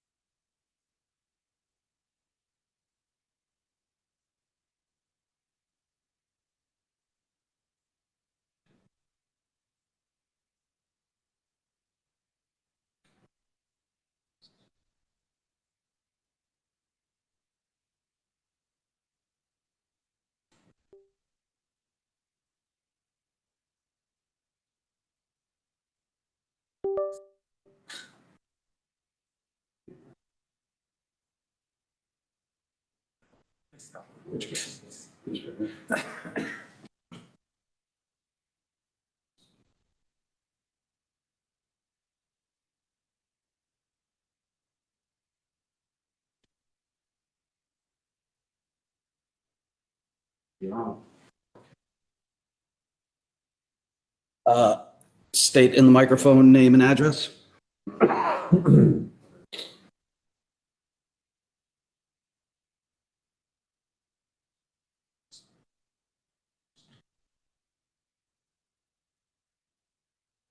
It's just go to slide one.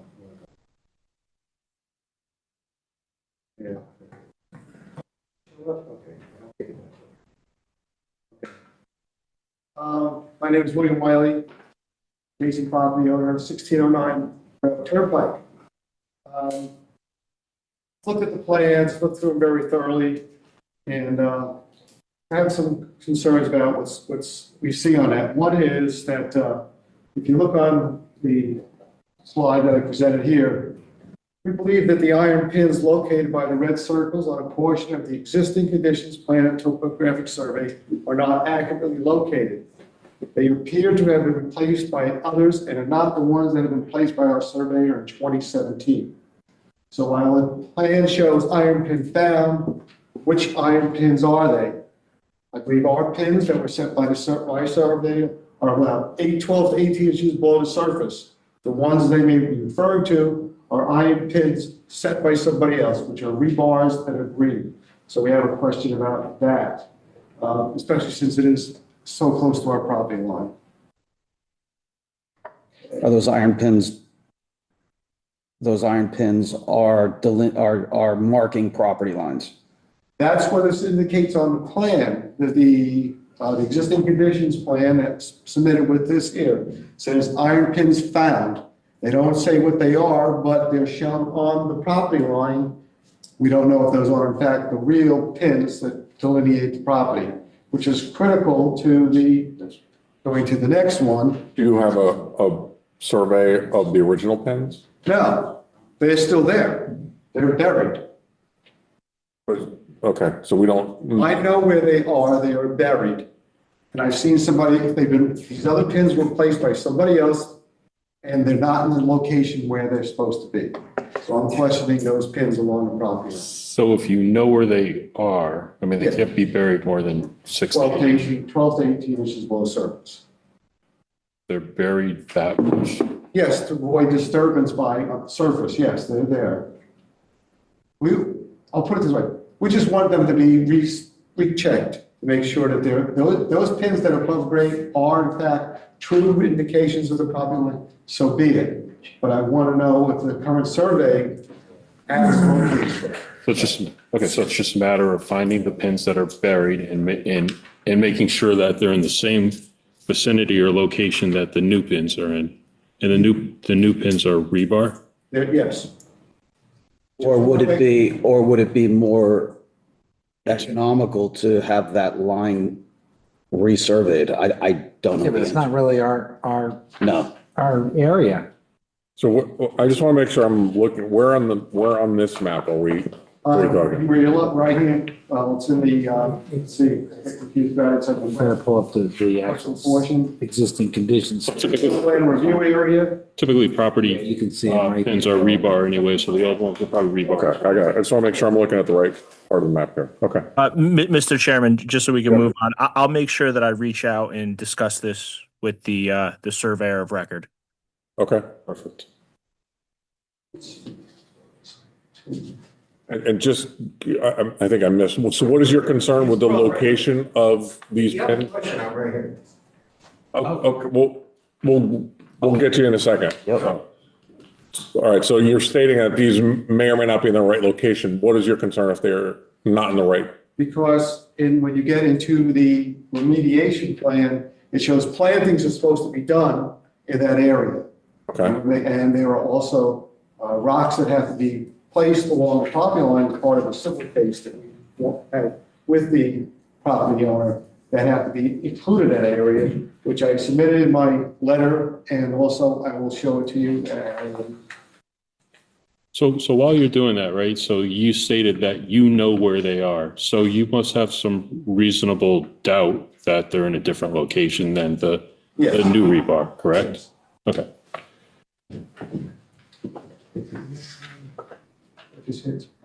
Andrew, do we have this Uh, presentation? yes, this is exactly what you submitted, right? This is exhibit number, I won't say it's exactly, but most of the information is contained in what I submitted.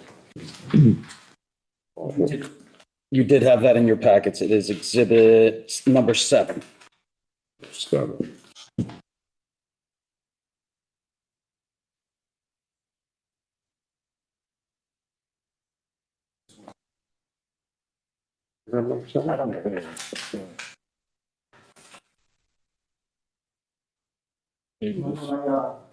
Next slide. Site remediation plan has not mentioned rocks in the green cloud that have been placed as per our civil case of 2019. Rocks will be placed entirely on Bruce C's Monroe property as part of the remediation project. In addition, a number of rocks do not meet the size and specific requirements of the settlement. Specifically, they be at least 3 foot high by 3 foot wide by 3 foot long, with no more than 4 foot of space in between them. And those are the items that are on. Those are the rocks I'm discussing, which are also the pictures that you have. They're supposed to be entirely on their property, and that would happen to be within that green cloud area that I show there, which is part of their remediation plan. So those rocks have to be placed in that area as per the civil agreement, and the plan does not reflect that. Showing you the other pictures.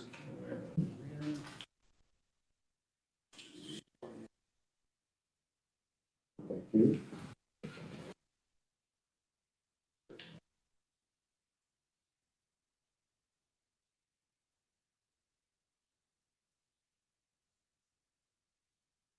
Are these rocks in the vicinity of the property pins that you, Yes, so that's your part of your concern as well? yes.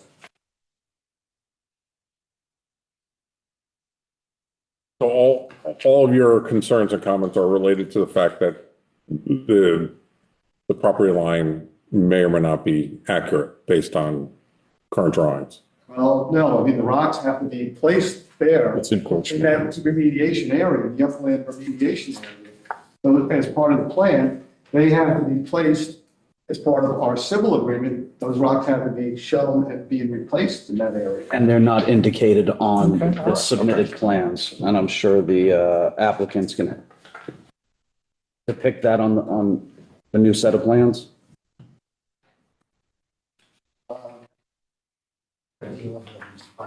That's it.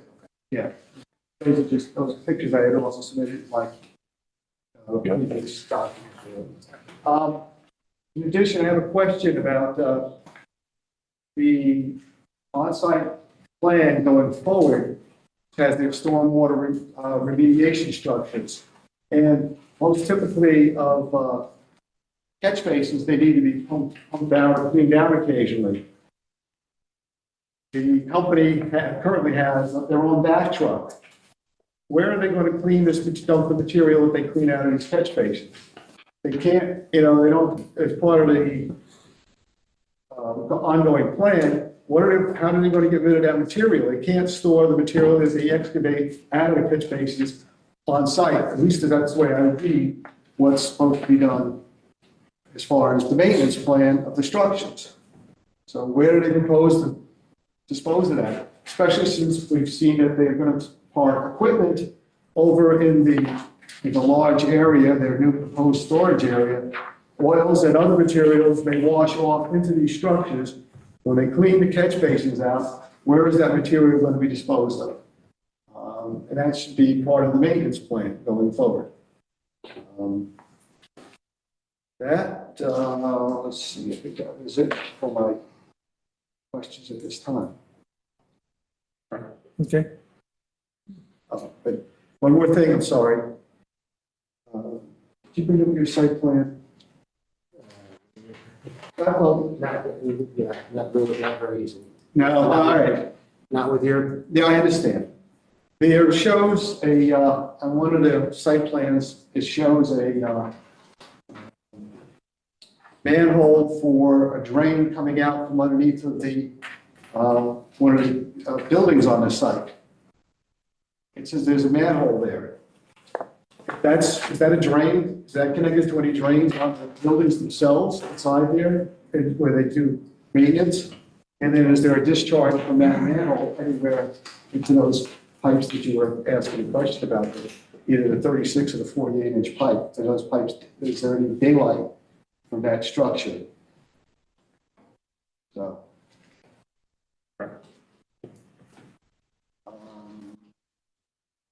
That's what I have. Thank you. Okay. Yeah, if you want to respond.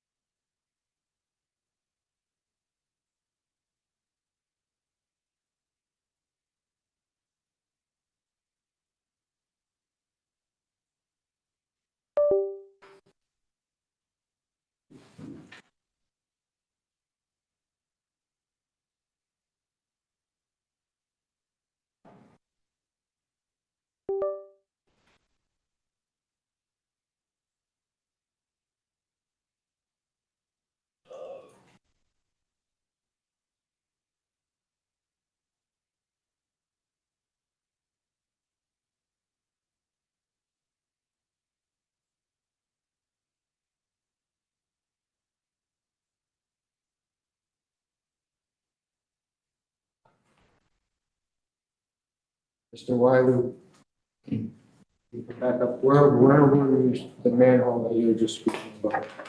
Is that off the end of here? Yes. Okay.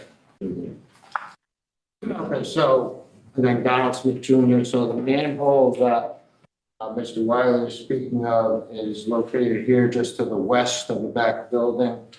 There's an oil water separator in that area that is connected to the floor drains in that building. There is no outlet to that oil water separator, and the Monroes have that pumped as needed. It's generally from, more of winter type runoff with putting the trucks in the garage with this kind of weather and having all of that water dripping off of the trucks. But there is floor drains in that building that do go into an oil water separator that is pumped out by the Monroes on a regular basis. There is no there's no sanitary sewer in this area, so it's just really a holding tank and not discharged anyplace. And when they pump it, where do they dispose of it? It was disposed of at a treatment plant.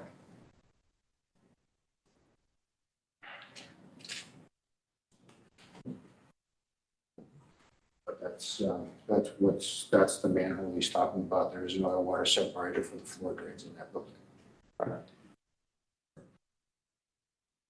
And then there is a inspection and maintenance plan that was submitted as part of the town engineer's comments.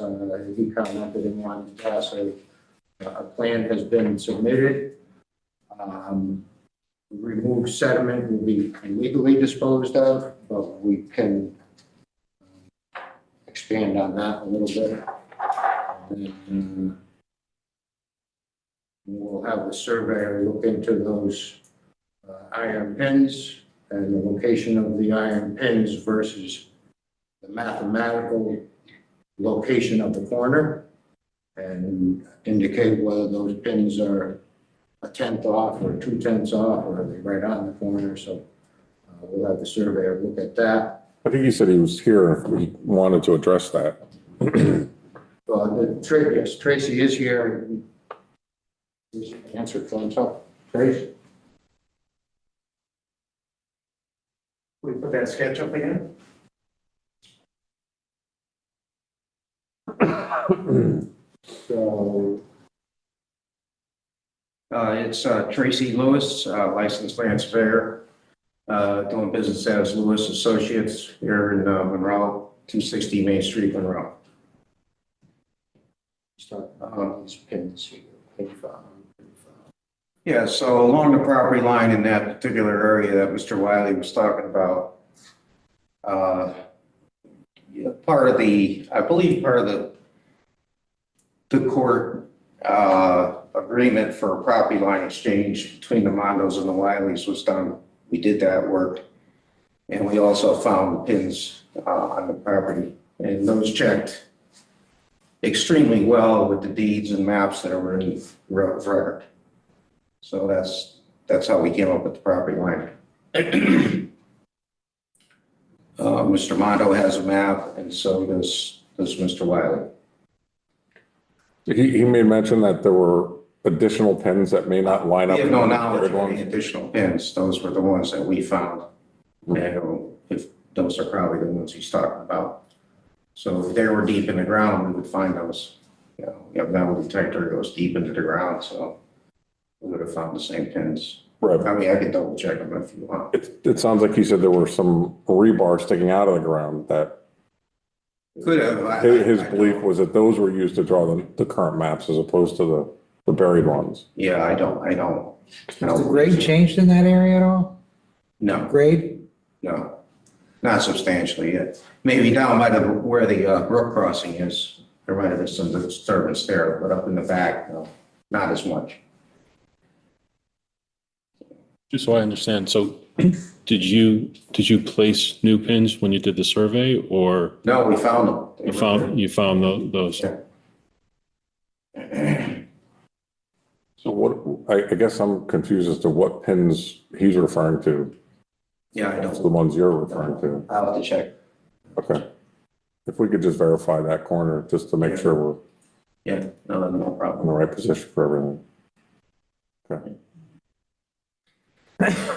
So you're asking the applicant to? Yeah, let's just verify those few pins, just Right. make sure. We'll be going back out anyways. Yeah, when we go to the flags and the topography that you asked for. Okay. Yeah, let's just double check that. I mean, he says he knows where the old pins are. Can't you work together to, Sure. Yes. right? Yeah. You know, Sure. I don't have any other questions. Okay. And Don, you'll show the boulders on the new plan. Yes. Yes. Is there anybody else in chambers who'd like to come up and speak? Anybody online?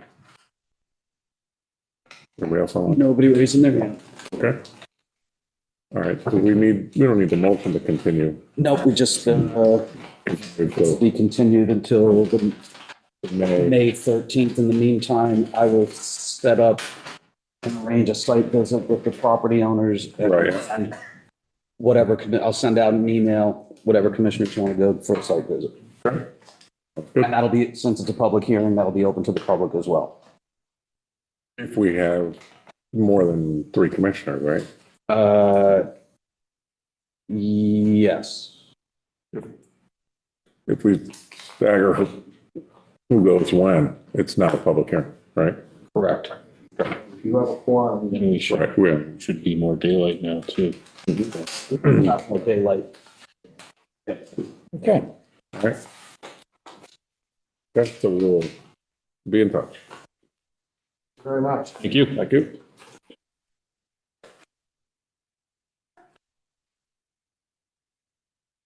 All right. So now we are skipping down to agent activities report. Agent activities report, I really just have one agent approval to speak of. It's IAA 26-5, file number 1568. It's 18 Gay Bauer Road. It was removal of one tree within the upland review area. It was a large deciduous tree that this time of year. I cannot tell you what kind it is. It looks like an ash. My eyes are too old and the canopy is too high. Anyway, it's leaning toward the property, could be a hazard. It's 80 feet away from mapped wetlands. I saw no reason not to, but the conditions that I gave them was no heavy equipment to be used to disturb the ground. All the debris to be left on site. It's not in the middle of the lawn. It's in the middle. It's on the wood's edge. So take the tree down by hand, leave the debris in the woods. Okay. And for the stump to remain so we don't disturb the ground there. And that is all there is for agent activities. Give me 1 second. Yes. I just got a text from somebody I know is on the Zoom, and she said her hand was raised. I don't see it either. Thank you. Sorry. Thank you very much. Can we go back on that?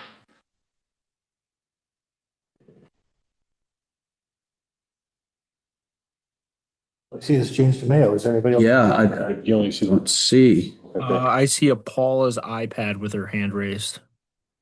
Under attendees, Andrew. Paula, are you there? Hold on. See if I can unmute her. I have it unmuted.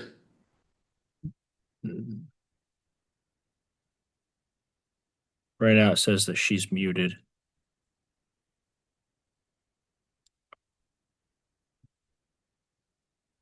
Can you hear me now? There we go. Oh, Here you thank you. I've had my hand raised since you first called for in the chamber. And so Sorry, we missed that. Unfortunately, the applicant has since left the chambers, so you are welcome to make your comments right now. Just keep in mind that the applicant is not here to be able to respond. But Okay. you're welcome to, and this hearing has been continued, so there will be further opportunities for you to also make comments. But I'm going your to choice. mention it here today, and I will mention it again at the next hearing. Okay. My name is Paula Jelly. I live at 290 Cottage Street. The representative for the applicant had mentioned that there would be dark sky lighting. I didn't see any specifications for that in the application. So it's unfortunate that the applicant has left. And also, I haven't finished. And also, when they were at planning and zoning to apply for the special district, I had testified in person and showed examples of dark sky lighting, and they agreed, according to the Monroe regulations, that they would do dark sky lighting. I want to make sure that it gets in the application, the specifications. Thank you. Well, this is Andrew, Wetland Enforcement Officer, and I did see a whole report on dark sky compliance. Could you tell me where it is in the if application? Yep, if you look, There's 86 pages. On what page? okay, on the plan set that was submitted, okay, so that is Exhibit 1. And if you go to plan sheet number 6 of 8.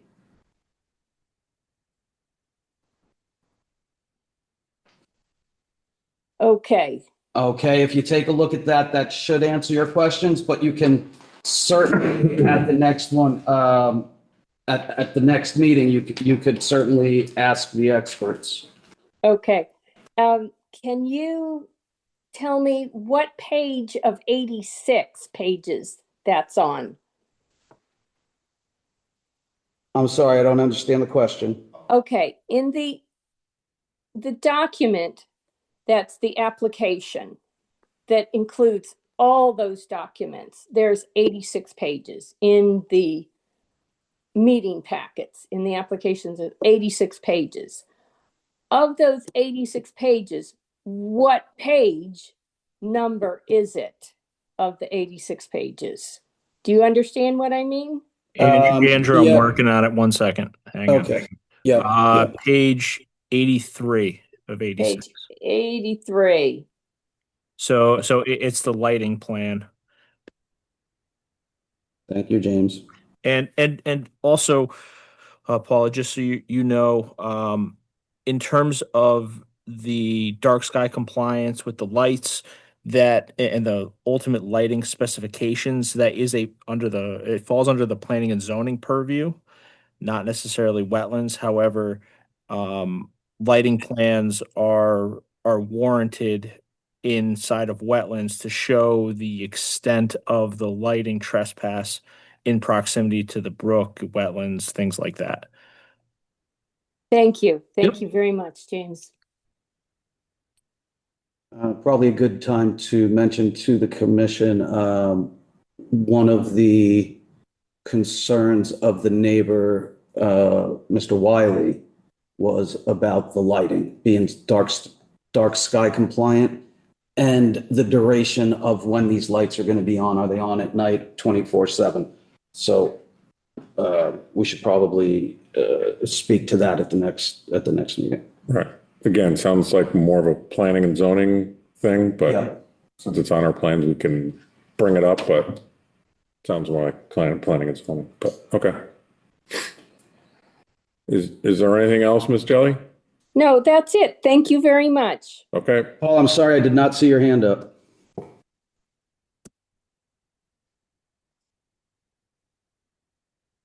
Okay. Anybody else online that we may have accidentally missed?